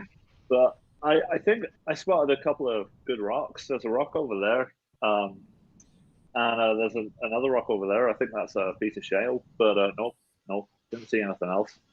Nice rocks. Hey. Nothing moving. That's great. Did you I didn't mean to take you on the magic tournament if you didn't have any business there, but is there something that you want to do on the road or there as well? He looks around. He looks at the stars. He says, "I really want to make the rock trolls proud, because you know I don't like magic. Well, here's a secret for you. I can actually do magic, but I'm only allowed to do it when the rock trolls tell me so." Wow. Gwendolyn looks super impressed. I was like, so you've met one before? I have met a whole family of them. I lived in the mountains with them for 14 years. Wow, why would you leave? Why did you leave? They didn't like Cecil. They rejected him. he fell in love with another rock from another house. And they were all very dramatic. Oh no. Two houses, both alike in dignity, in the Fair Mountains where we set our play. Oh no, so you're bringing Cecil with you, so you're looking for other rock trolls that will accept Cecil naturally. And you think if you find them, you can use magic again? I think if I see the signs of the rock trolls, I'll be able to use the magics again. And I know when Cecil will be happy, he'll meet another rock sometime. He's still broken-hearted, points to Cecil. Can't you see it on his little rocky face? Can't you see the hurt in his eyes? He has seemed a little flat these past couple days. I was wondering. Well, if you find the rock trolls, and if I find an absent-minded wind mage who goes around accidentally enchanting scarecrows, hey, if you run into one of those, let me know.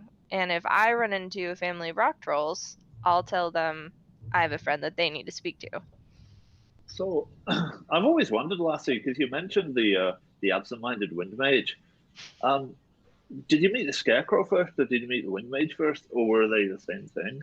Well, I met a scarecrow who, I could tell that he was enchanted because of the whole like talking and bouncing back and forth, and he told me about a book that was in the barn that my family didn't know about, and so I found the book and I was like flipping through it, and that's how I that's where I first read the little gust spell that I can do, when Cecil was hot and I just sort of like cooled him down a little bit. Yeah, that was my first spell, but he couldn't remember who had enchanted him. Just that there's somebody who'd been living in our barn. I don't know when. Maybe it was a super long time ago. A mystery. So do you know what this mage's name is, or do you know what they look like, or are we just wandering the lands looking for a stranger? They didn't have a name or anything. The book wasn't signed. That's why I always sign my books, just in case I leave them around. It wasn't signed, but he would just talk about like the one in the big scarf. So that's, if it's not winter, who knows? I don't know, but I figure it's a magic tournament. Everybody's gonna be there. Maybe somebody will know. I'll keep an eye out for him. Guy in a big scarf, you see? All right, I'll go wandering and I'll see if I can find him. Anyone with a big scarf, I'll grab and I'll bring him over to you, and you can check him over. Okay, well, yeah, maybe, yeah, it should, maybe if it is a magic scarf, maybe. Awesome. Well, speaking of keeping lookout, I'll go keep the lookout, and thank you for keeping my quarterstaff, and I'll be very quiet so I don't wake Cecil up. Snort's already fallen asleep. Awesome. Thank you for directing that, Daniel. I recognize that I didn't mention that you guys are in control of this, and can cut it off whenever you feel done. So Danielle, your watch is very dark, but it's also very quiet, and so your 2 hours passes uneventfully and safely, and you go to Emerson. Yeah. Emerson. Okay. Yeah, she's propped herself up on the quarterstaff, is still slightly shivering because she had a cold wind going around her to keep her awake, and is kind of walks up to the tent. Now, is Emerson next to this like tiny tent that is cool, or like how? I'm not going to have. I didn't set up the tent for his rock. I saw that I brought the wrong tent, got upset, and just. I like the idea of you setting up you being so committed to the bit though that you like set up the tent and then just stick your head in it. Like it's just your head in the tent. It's a very nice tent. It's just covering your head. Yeah, it keeps my face protected from. Yeah, so I've got my head in a tent and then my body in a bigger tent. Oh, okay. It may be it may be too much for this game system, but I like the idea that after about an hour, you find Cecil, like, just, without seeing him, he's just, like, scooched into the tent just by your cheek. Fantastic. Yeah. I think you probably feel your foot nudged by a quarterstaff, and you hear like, "Hey, hotshot, time for your watch." I like defensively wake up and use an ice shield to like defend myself from an incoming attack. And I'm like, oh, just release it. Oh. All right, I take off my sleeping mask and I walk out with my creams on and I say, extreme colds are pretty damaging to the skin, so it's a mix of coconut to reinfuse protein into the dry skin and cucumber to illuminate it from bright, not be red. I mean, I know you're really proud of your frost magic, but that sounds like some pretty potent magic right there. Are you sure there's not another entry into the tournament you could do? Like Skincare magic is interesting. I could see that. Maybe it's dual skills or whatever. What Yeah. What do you do again? Blow things? Yeah. I think she just sort of like looks at with a face that's like, we're both so tired that I don't know how to respond to this. If this is the kind of insult that wooden mages are used to hearing or not. And she's just like, yeah, but there's healing winds, there's angry winds. One of the neat things that I like about it is winds also bring bring scents to you or repel them. You can make places more pleasant. You can make somebody not wish that they weren't there. What you can really inspire a lot of emotion with wind. How do you find that that ice works? Like, I mean, it's really cool. Yeah. Do you mainly just use it for combat? Or do you make little fun igloos? It's very defensive. If you're being attacked or woken up, you can block.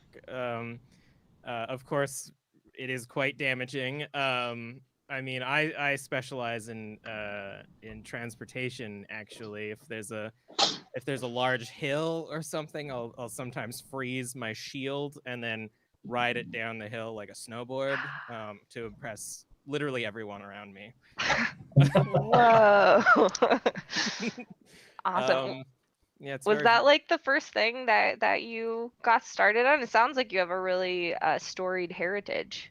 Well, my being the firstborn, it's expected that I can cast magic, and we didn't think that I could for a while, but I got in a fight quite young. Surprisingly, people wanted to fight me, and in the midst Can't imagine.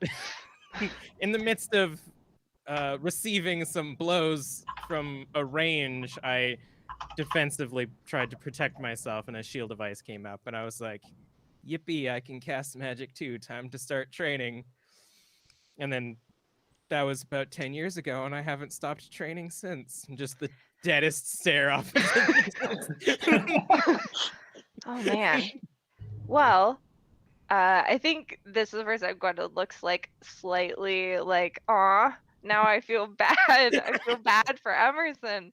I think she's like, well, okay, how about after your event, we'll go find like a really big cinnamon roll stall, okay? Does that sound good? Maybe you could get a drink then? Maybe on a cheat day. It sounds good. Awesome. All right, I'm gonna pass out, so good luck. Yeah, and she vanishes. I'm just gonna go sit and just kind of like be grumpy for 2 hours.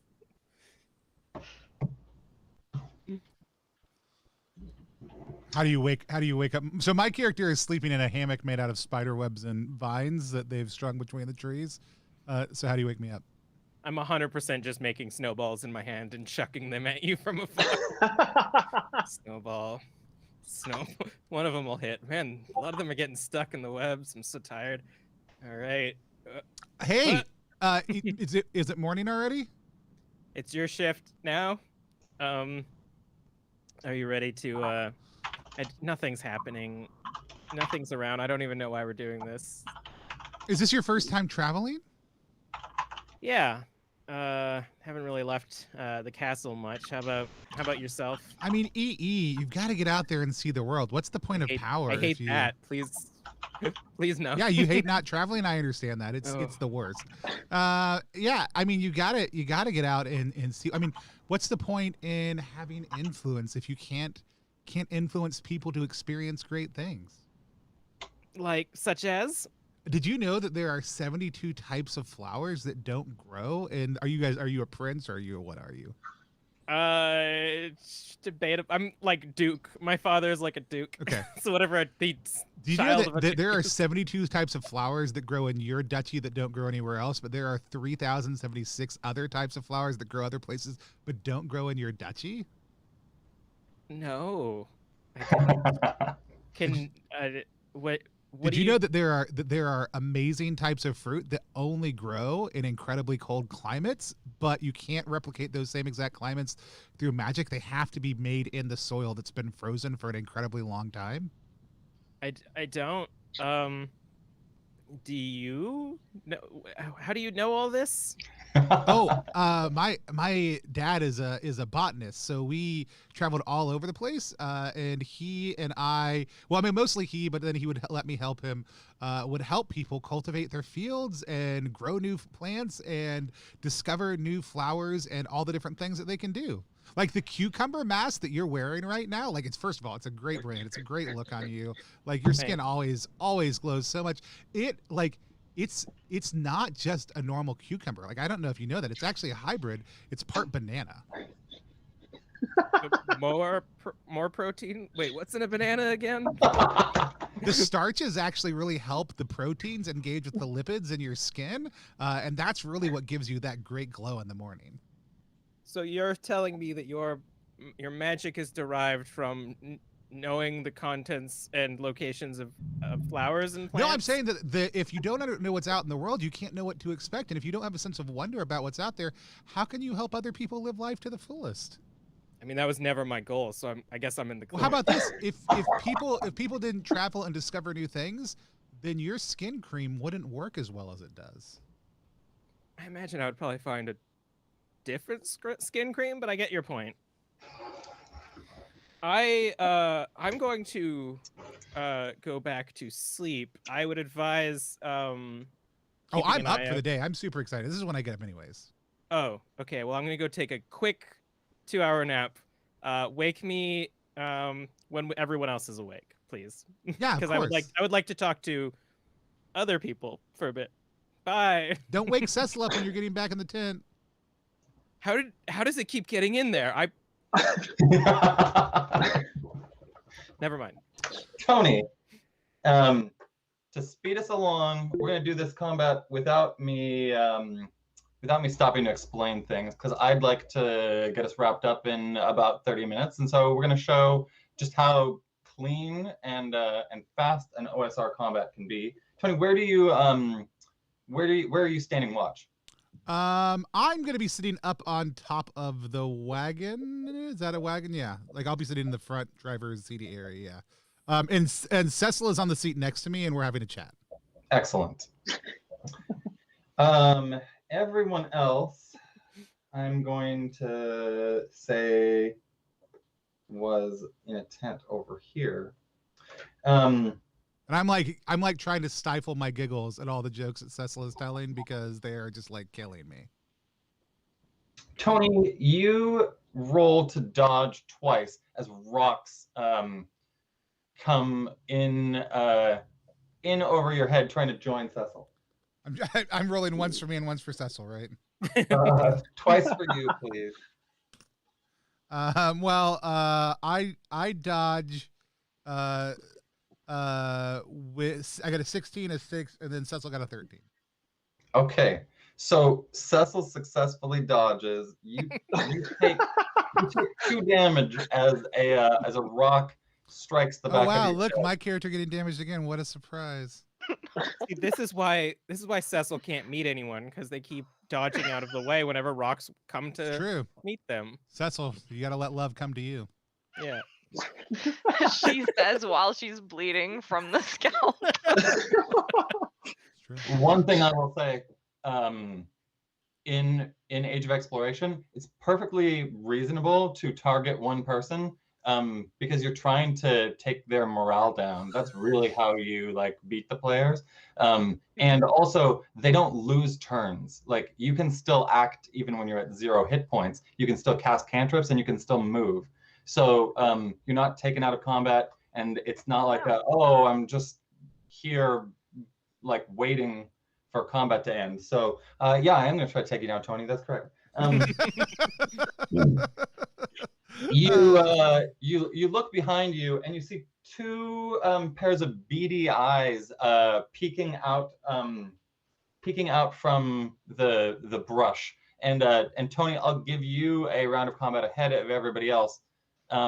What do you say? What do you say to them? And then what would you like to do?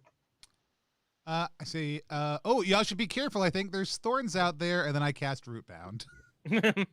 Oh, All enemies reasonable. in a space within range, which is 5. Are they within 5 of me? Totally. Yeah. And they're next to each other. Right. Yeah. That's. I was making sure that those two standees was what I was reading.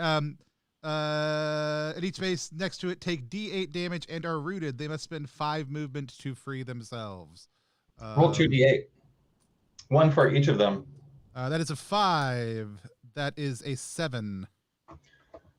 One of them is out, and one of them has taken 5.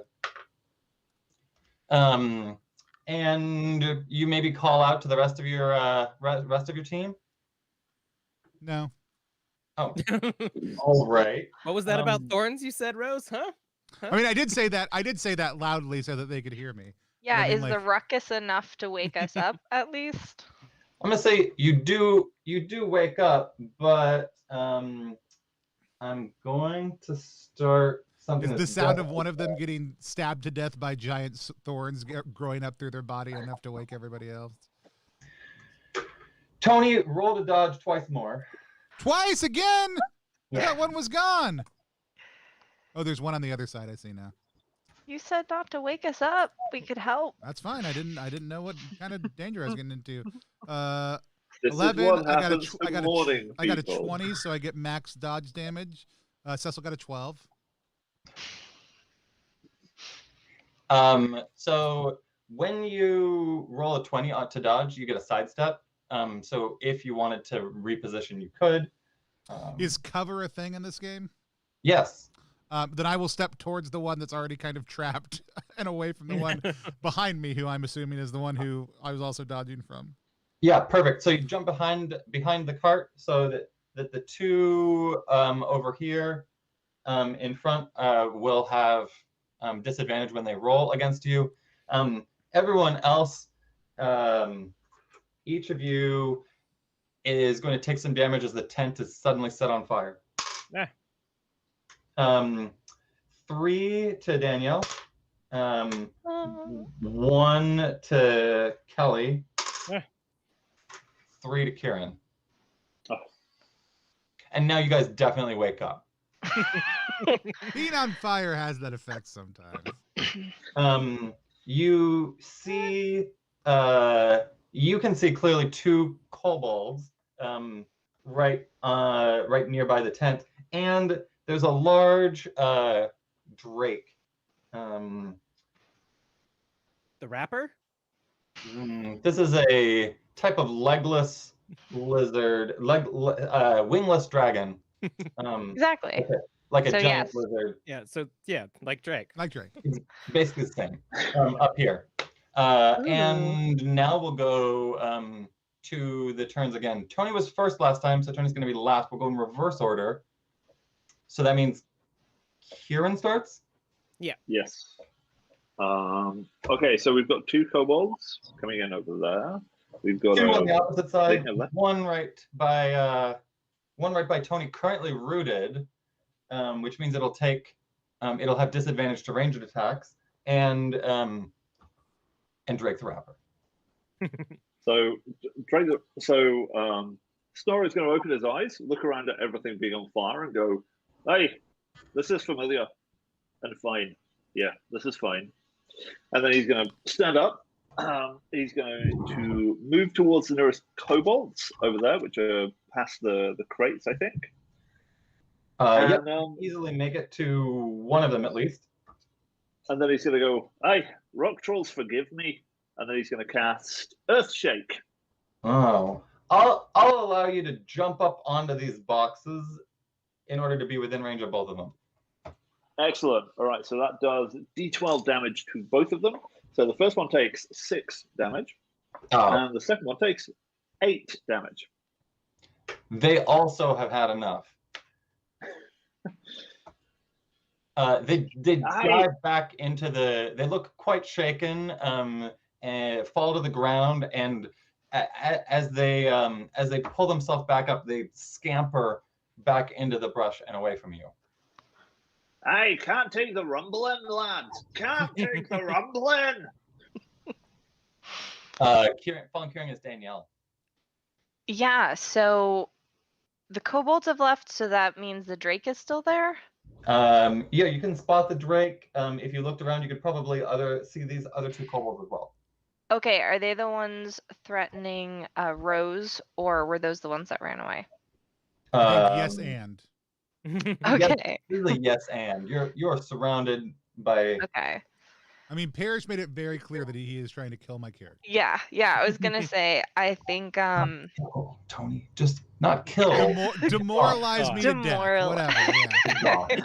I don't want to kill you. I just want to break your spirit. Yeah, exactly. It's much better. Yeah.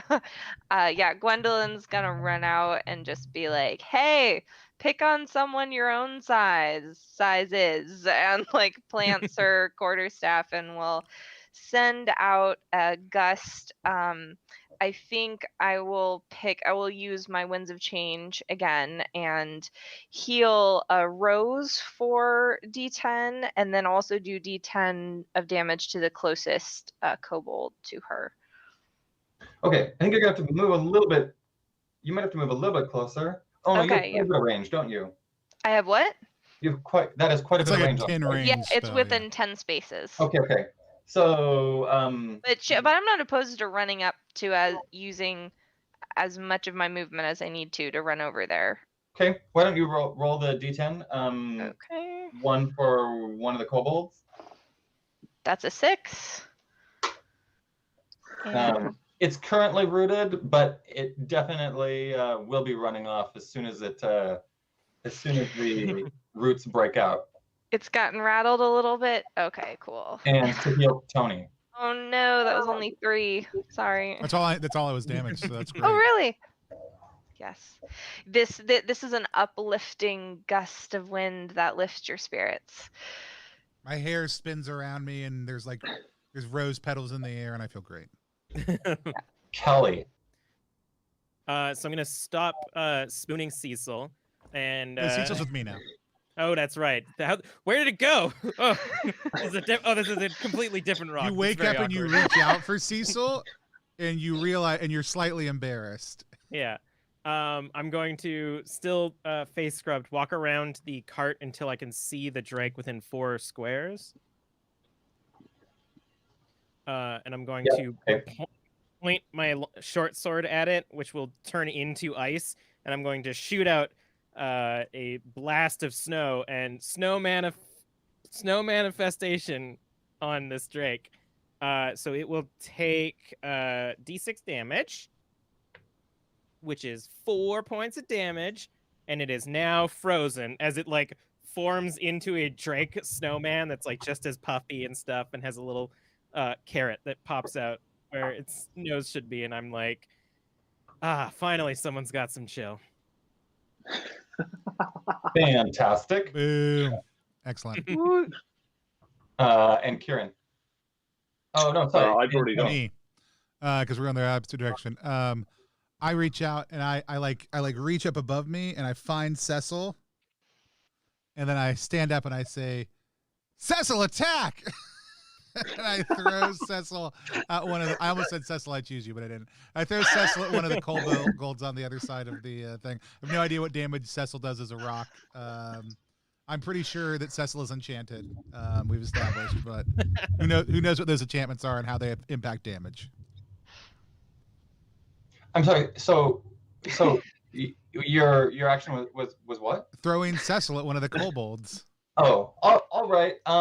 Roll to hit. Is that the improvised weapon aspect of? I rolled 14. Okay. What kind of enchantments are on Cecil? We already obviously know this is a magic rock. Right. I'll give you like a little bit of enchantment on an improvised weapon, and it deals 3. Okay, that's great. Good job, Cecil. Get him. Okay. So the Drake can't move. It's still fully a snowman right now. It also can't take damage again until Kelly's turn. So guys, note that. 1, 2, 3, 4, 5. Okay, this one can't reach you, but then it throws a rock using a sling at Danielle.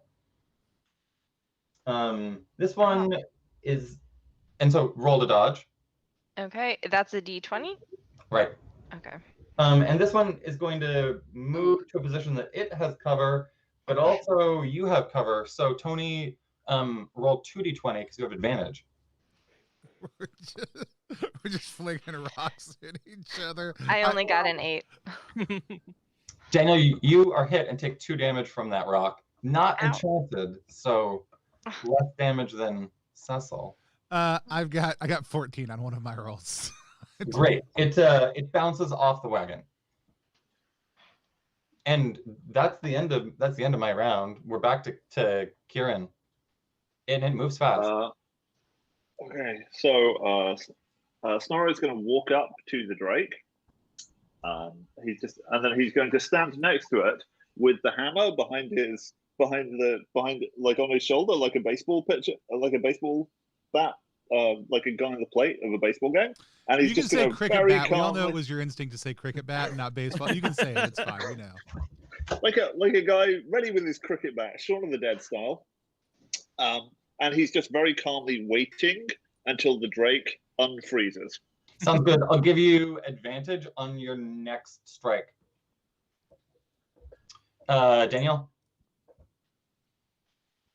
So, who was the guy who chucked a rock at me? This kobold right in front of you. Okay.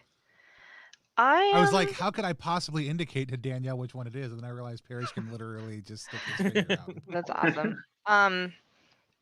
The levitate, a single small object, I assume that's a small object, like the kobold doesn't count as a small object. It has to be small enough that you can pick it up with one hand. Okay. So I think I will just run at it and whack him with my quarterstaff. Right. Go and be like, hey. And that's with the weapon, it's a D20? Correct. To hit. Okay, I have to. Oh, it was almost 11 and it went to a 4. She's a little dizzy from being hit, and so you see her just take a massive strike that just totally whiffs right next to the kobold. They're only like 2 feet tall. It's totally understandable if you go over its head if it was dark. Kelly. All right. So does the Drake thaw on the beginning of my turn? Yes. So this is intentional that all the abilities on players are supposed to happen at the beginning, which means it thaws, so you're good to hit it again. Okay.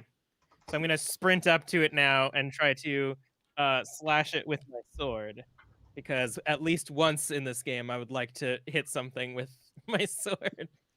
I've used everything successfully except for the sword at this point. Move slightly to the right, and you can have it surrounded, be on the other side of Kieran, and now you can have advantage. So I see Stora ready to swing, and I sprint up to the other side, and I'm like, okay, wait, it should thaw. Wait. Okay, it's thawing. And I'll swing. And that's a 17. Yay! So I deal 5 points of damage to Do you this want to drake. roll again just to see if you get the crit? Because you have Oh, advantage. right, advantage. Right. Ooh, it's a 19, but I don't have one of those weapons, so. 1 off. Yep. Excellent. And Tony. Worried that there's a kobold over there with Cecil still. I'm gonna hop back up just on the edge of the cart, just like step up on it so that I can see them. And I'm gonna cast Vine Whip. Deal 8 damage to one enemy in range. You may pull them up to 2 spaces, then heal yourself or a player next to you for that much HP. I'm draining their body. Sounds good. Was it this one that's injured that you hit with the rock that you hit with Cecil, or was it this one? Yeah, it makes way more sense to pull the one over by Gwendolyn. That's not what I'm doing. Okay. I'm worried about Cecil right now. Save that rock. So I grabbed them, and what I'm actually doing is slamming them into the crate, which I know is not actually what does the damage, but in my mind matters also too. I love it. And then we're gonna do a D8 damage. Here's a D8. That is 4 damage. That'll take it out. I'll heal Cecil for that full amount. So Cecil returns to full hit points. That's so cute. And Tony's bottom of the chart. So the Drake finally gets to make an attack. The Drake goes to bite Kieran. Well. Roll to dodge. Oh, I have to dodge. Yeah. I don't do hardly 4. anything. I just tell you guys what to do. I rolled a 4. You're just not interested in like moving, I think, right? You're like you're really not moving this time because this Drake clamps down hard on your leg, so you're grappled. You take 4 damage, and also you cannot move, but also the Drake can't move. So, but this is physical damage. It is physical damage. Do you have a shield? I do, so it's reduced by 1. So yeah. Even if it awesome. doesn't make a ton of mechanical sense, that's the rule. I like to think the story just kind of sits there and like the Drake clamps on his leg, and he's like, "Ow." Are you all right? There's a Drake on your leg. Kieran, you're ready for this though, and you're up. Can I? He looks at Emerson. It's like, can I hit him now? Am I okay to hit him now? Are you sure? I can hit him feet are a little frozen still. Yeah, you go ahead. Right now. Yeah, it's gonna be a little crunchy. It's like eating thawed meat. With advantage. All right. Just watch this. Bonk. Well, that was a 5 and 19. There we go. That's much better. Just whack-a-mole. Two. It's taken 14. Because you have a hammer, you could push him off. Do you want to push it off, and it would break the grapple? I like the idea that he, in an effort to be helpful, he like inverts the hammer and swings it like a golf club, kind of like an upward sweep, hits it back, and it just sort of staggers backwards towards Emerson. I'll like hold my shield up and guide its body as it flies. We'll push it to a safe space. I think I also forgot this kobold, right? Yeah. We were all hoping you would, but yeah. No. Which kobold is that, please? It grabs out its little knife and takes a slash at Danielle. Roll to dodge. Okay. Yeah, Gwendolyn's feeling her pride's hurt by missing. She's feeling a little demoralized, but that's a 19. It also aims as if it were fighting something much smaller. It looks at me like it's mad that I'm big. I look at it like I'm mad that it's small. We're having and Danielle, you have the next attack anyway. Okay. I think having caught sight of what Storo's doing, I think she looks back at the kobold and is like, why don't I just try this? And she's going to try and just do a bonk with her quarterstaff. Because that... she's Roll like, a d20. I need to learn from his technique. He's been so good with this. That's a 15. So a quarterstaff also knocks down two-legged creatures. So you give him a good bonk and then a bit of a sweep of the leg, and it is knocked prone, which will give anybody making a melee attack against it advantage. Awesome. I think I yell out at Storo, like, maybe I just need to train with you. Looks Kelly, down at looks down at this horribly bleeding leg and is like, "No, Lassie, I think you're all right. I think keep doing what you're doing." Kelly, you're next up. I'm going to move diagonally behind the Drake to set up Stora for the next round. Kind of like, almost like Duke Brothers, just sliding across the back of the Drake and ending right behind it. And I'm going to try to stab it, and then instead hold up my shield and hit the back of my shield and do a cooldown on this Drake as I burst out a blast of cold energy from the front of my shield. Yep. That's a 6, baby. It is not going to last another round. Just freezing. It bolts off in search of its kobold. And Once in a while, we just hear "ow, ow" as it takes 2 more rounds of damage. Tony. Yeah. You're within range to get within melee range, or you can make a spell or range attack. I am going to am I close enough to pick up Cecil and whip them at the kobold? You are, but because it's prone, it would have advantage on that attack. Because it's laying down? I don't care. I want to see if Cecil can finish this. Okay. Roll to throw Cecil with disadvantage. The hit will do it, but That's you gotta... a 10. That's a 10. That's a 16. Ooh. Bonk. Cecil gets the job done, and the last kobold flees into the woods, having failed to steal anything, but did successfully burn your tent. My little tent. Oh. Where will Cecil sleep now? that was actually my ferret's tent. Oh man. I know we're looking to wrap up in the next few minutes.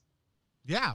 Well, let's go ahead and do reaction rolls. I think that's a great place to stop. I'm super excited to talk about this game. If you aren't familiar with our channel, every time we sit down and play a game, we do a little thing called a reaction roll. Reaction roll is a live stream within a live stream. It's where we sit down with the creator of a game that we just played, talk to them about what our experiences were, ask them questions. If you're watching live right now and you have questions, or if you're watching the replay later on and you have questions, go ahead and type them into the chat. We are playing Alterra Age of Exploration today.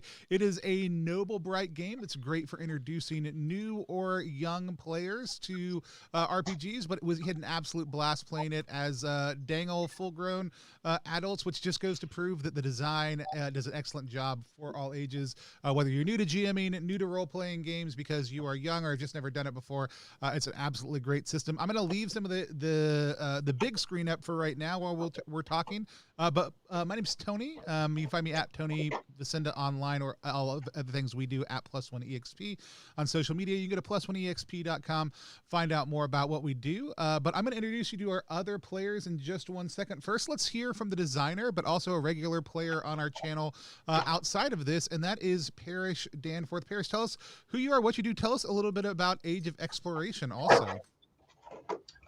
Yeah, I'm the designer of Age of Exploration, and I made this game 10 years ago to teach my nephews how to play Dungeons and Dragons, but they were too little. They were just 3 and 5 years old, and we've been playing it since. The older one just turned 17, and the younger one is about to turn 13, I guess. And we still play it. So it uses really simple mechanics, and it uses cards instead of character sheets to make combat go really smoothly. I want to point out we got that combat in under 30 minutes, and that was only the second one. Combats go very quick, even though there's some tactical complexity to the spells and even to the weapons, with noticeable differences between how you can push enemies or pull them or attack from range, or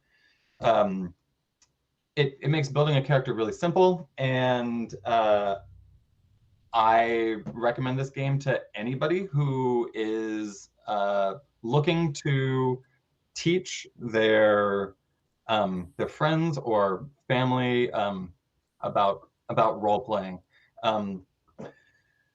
The RPG version, Age of Exploration, is a role-playing game, and it has been out for several years. You can get it for free at explorealterra.com. If you want a set of the cards, which Tony and several of the other characters had out or printed, you can get them professionally printed from Drive-Thru. There's again a link to my website. They're also pay what you want. You just have to pay more than the minimum cost to print them. I am working on getting ready for a Kickstarter of a bigger box version that will include all of these play mats and these great standees by Matt Holmberg. We're looking at a $60 MSRP, and I'm hoping to launch that Kickstarter this summer. Awesome. I'm super excited to play. It was super exciting to play. I was glad we finally got it to the table. We've been talking about it for a while now, but for a couple months intentionally, and so I'm glad we finally got an opportunity to make it happen. Let's hear from the other players about what their thoughts and experiences were. Let's start with Danielle. Danielle, tell people who you are and what your experience was like playing playing Alterra. Yeah, I'm Danielle Bilta. You can find me at Built a House on Twitter for just normal stuff. But I really enjoyed it. My background with playing RPGs is mainly kind of indie story games, and I've been sometimes intimidated by the crunchiness of traditional and even some OSR type games. And I know that Parrish's like guiding was fantastic, so I loved that. But I definitely found the cards and the being able to kind of like come up with a character quickly, but also still felt like there was a lot of like good flexibility and stretchiness to kind of come up with those like character beats and find a lot of flavor in these. Like it was simple enough that I could read them and kind of understand, oh, like airstream is just like conjure up a sudden gust of wind or a steady current. And like that has so many fun possibilities for, like you said, the cantrips are outside of combat as well. But like even if you're in combat, that the idea that like you can use that to accomplish something. I really enjoyed it. I like that it has it's got a lot of those tangible things. So like my family's more into board games, and I could really see myself like just getting this and having it all in a box and being able to take it out and kind of like for family time and be like, let's play this, and have it be arranged for like my youngest brothers and also my parents and everybody kind of being able to have a good time, and have it not be too complex or have everybody be like, oh, in order to create a character I need to go haul out all of my traumas, but if you also like want to build that into your character, you can. So books. I Get all the enjoy books. Exactly. Yeah, I don't think any of us were orphans. What a surprise. Oh no, man, Cecil was. Cecil That was. okay. So that's awesome. Do you have any questions for Parrish? Yeah, I really love the backstory that you've developed this with your nephews and you started playing it with them as very little kids and you still play with them now. Do you find that like they are also making like adventures for them. I know a big part of this is sort of like its flexibility for hacking and developing stuff like that. How is it grown and like flexed as a system and as a thing since like over time? Yeah, so I started playing it when they were really little, and I sort of debuted the first fancy looking, like a good looking prototype at one of their birthdays, and they and their friends liked it so much they have literally done it at every birthday since. Oh. So I have these 4 playtesters who are now 17 and have been playing for 10 years. They're very good at it, and they still love it. But this year and maybe 2 years ago, like my nephew also GMs sometimes, and he writes his own adventures, and he writes really great ones. He just did one at a masquerade ball that is unfortunately gets a little too dark and assassination-y to get published. At least officially, we may publish it like as his own creation, and it'll be available, but it will probably not end up in the box. Alterra, Age of Darkness.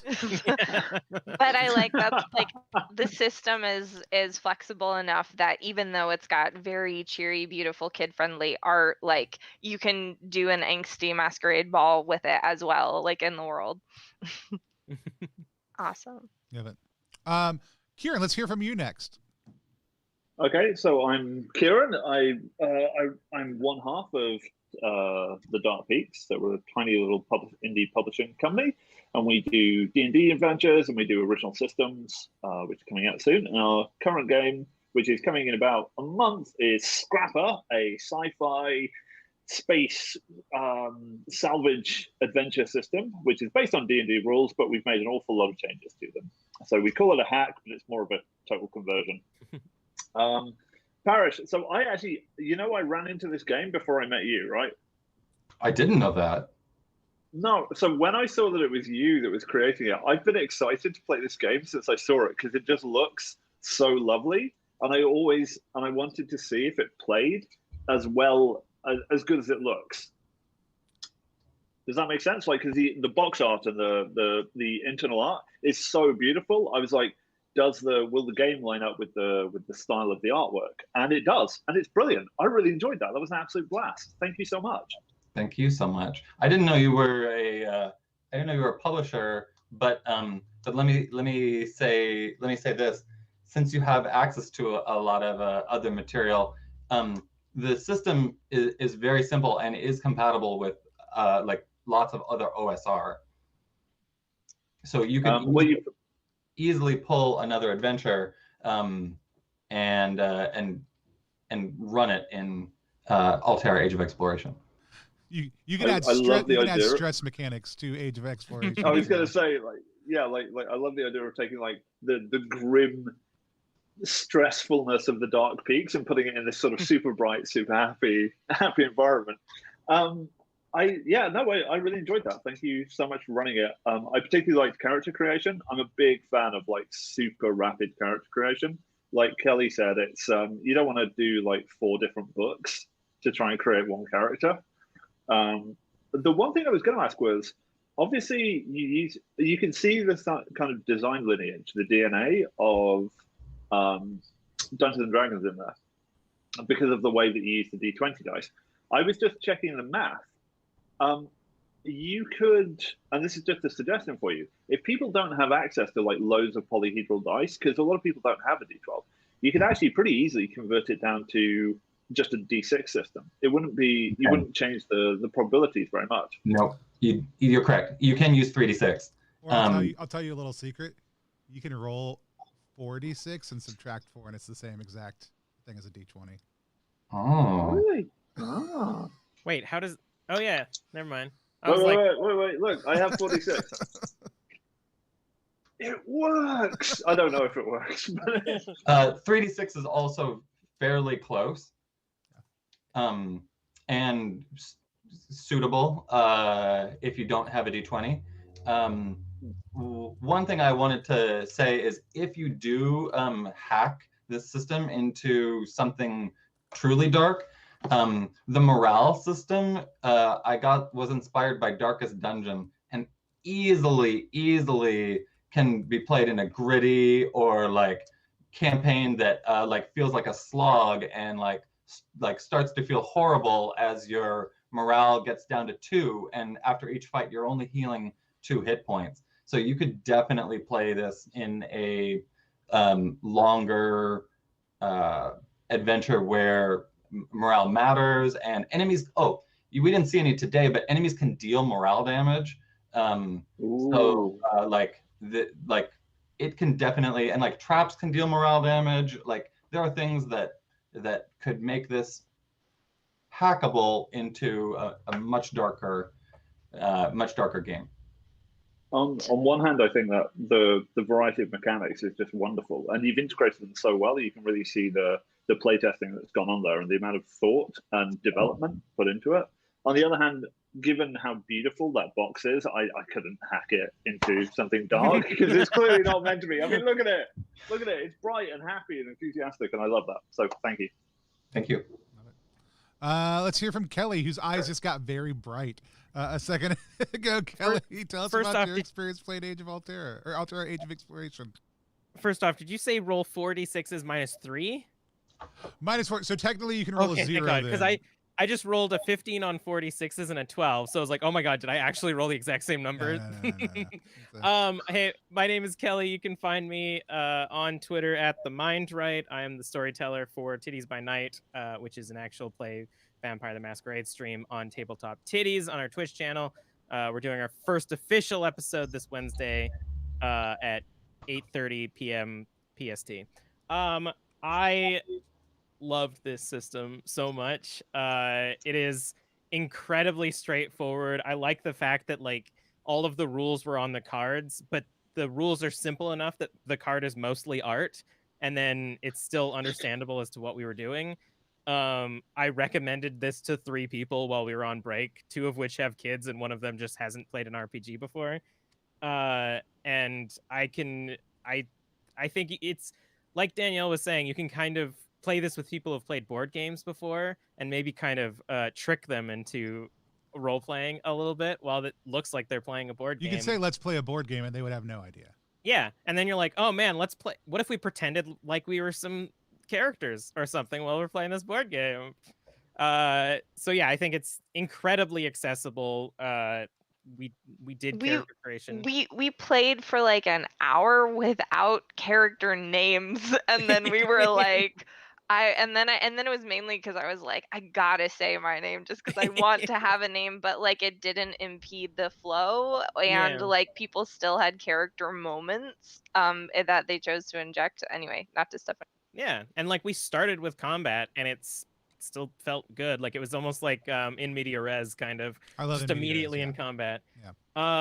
So yeah, everything I love about this system, it's so good, and I could totally see this being on like the similar levels of like Powered by the Apocalypse, where like I said, like these cards are super hackable. You can make up a lot of stuff, and I imagine you could make up a lot of like small little mechanics of like, oh, they curl up in a ball because you've shown them the old gods from the nightmare realm and they can't attack until the beginning of your turn.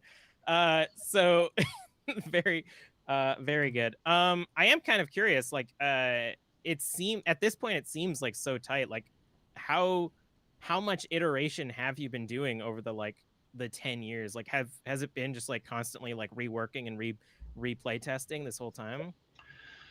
I think that it was largely done within the first year or 2. But I do all the graphic design myself too. So like the largest thing that's taken me so long is making it look good, and it's been available for several years, but I think we're still in the process of making it better and like marketing it and getting more people to play it. So the answer is that we've made some iterations and some changes, came just last year, but the core mechanics are 10 years old. Cool. Also, I didn't mention, but I absolutely love that everyone picks an element and casts spells, because it added like such a cool sort of like role play element to each of us that we just embodied our element, and You really did. it was really fun. Yeah.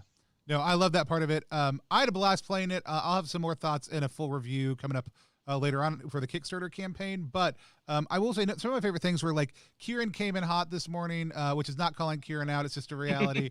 But like then was able to like get on stream and make a character by making 3 choices, and then figuring out the rest as we play. You gave us some great like prompt questions beforehand, all the different flexibility things that people have already noted. I do want to say, like, if you have the deck, a lot of the things are on the cards, but there are these just like couple little prompt cards that tell you that like these are the rules, this side, like that's it. But one of my favorite things is actually cantrip effects. Like you might be looking at it like one of mine is evoke nature, call forth a small natural effect, make flowers bloom, berries ripen, or small natural creature come to help you, which all have functional reality, but they're like when Gandalf calls the moth, and what is the moth gonna do, right? Like but there are things like that, but it says this affects combat only the round it's cast. So it's like, okay, well, it can affect combat, but the cantrip effects that you have listed here tell you like here's what you can do with that. Create summon or charm something, block the next damage source to this target, end ongoing effect on one creature, add +3 elemental damage to the player's next attack, heal a player or yourself for +1. Like there's a number of effects. You just have to say how the thing you did that, and this is like that's a really smart thing, and it's about a quarter of the rules. It's just like use your magic spells in fun and creative ways, and here are some ideas for how to do that. I thought it was super great, really accessible. I can't wait to hear more. I think my one question is, what is the biggest thing you left on the cutting room floor for this game? Like what's something that you had in it initially that you thought was going to work that just ended up not being able to do in the end? Okay, I actually know the answer, and we are still trying to rework it. So there's such a crazy cool spell where you roll 3d10 and you deal the higher 2 to the target, and then the lower one you take as damage. It's Shadow School, and currently there are 4 elements that are sort of on the cutting room floor, but I hope to make them again someday. But and then if you kill the target, the spell refreshes. Ooh. It is the craziest, most fun spell in the game, and everybody wants it back. The problem is it's just a little because if you roll 3 10s, you die. Oh yeah. Wow. So I wonder one in a Some chaos thousand, magic. one in 1,000 chance that happens, but you can kill yourself from full health with it. And it was really interesting, and it was called Dangerous Game. And if you start using it more times, then like your health does drop. And then the accessory spell to that was one that was a steal life spell, so you could heal back up. So you have to sort of balance this like dangerous game, and then like trying to heal, and then like begging other players to heal you. Crazy fun. The problem is it's overpowered. We'll probably eventually bring it back in some form. That's but cool. Yeah, thank you for that question. I love it. No, it's so great. And I can't, like I said, can't wait to see more, but can't wait to play. Can't wait for the box set to be out. I'm super excited about it. I also will say, when it actually comes out, can we play it again on stream? Absolutely. We can if you want to do a launch day stream, if that's not going to be too stressful, or a launch night stream, I'd be 100% about that also, dude, because I love being able to do things with people the day they hit launch, because it takes the stress off of you. Otherwise, you just sit and looking at a number all day long. So to have something fun to look forward to. If people want to come back and play again, we can even get the same party back, finish the adventure if we want to. We can bring in some new folks, whatever you want to do. I'll tell you what, I'll bring my nephew Evan then, and maybe he can even be the DM. Ooh, that'd be great. That'd be great. Oh, Yeah, we can so absolutely set it adorable. up. So I love Evan. We played with Evan a couple times before, so I would love that. So With that said, we've had a blast. You can find it down at the link below. If you want to support the channel again, you can go to coffee.com, hit the link below, /+1EXP. We do all the content we do for free. We just want to help support indie designers. So if you want to become a content champion and help us do that, please do. We've been playing Alterra Age of Exploration. I've had an absolute blast. Check it out when it comes out live on Kickstarter, hopefully sometime in the next month or so. But until next time, we're just going to look at the screen and wave goodbye until we play again.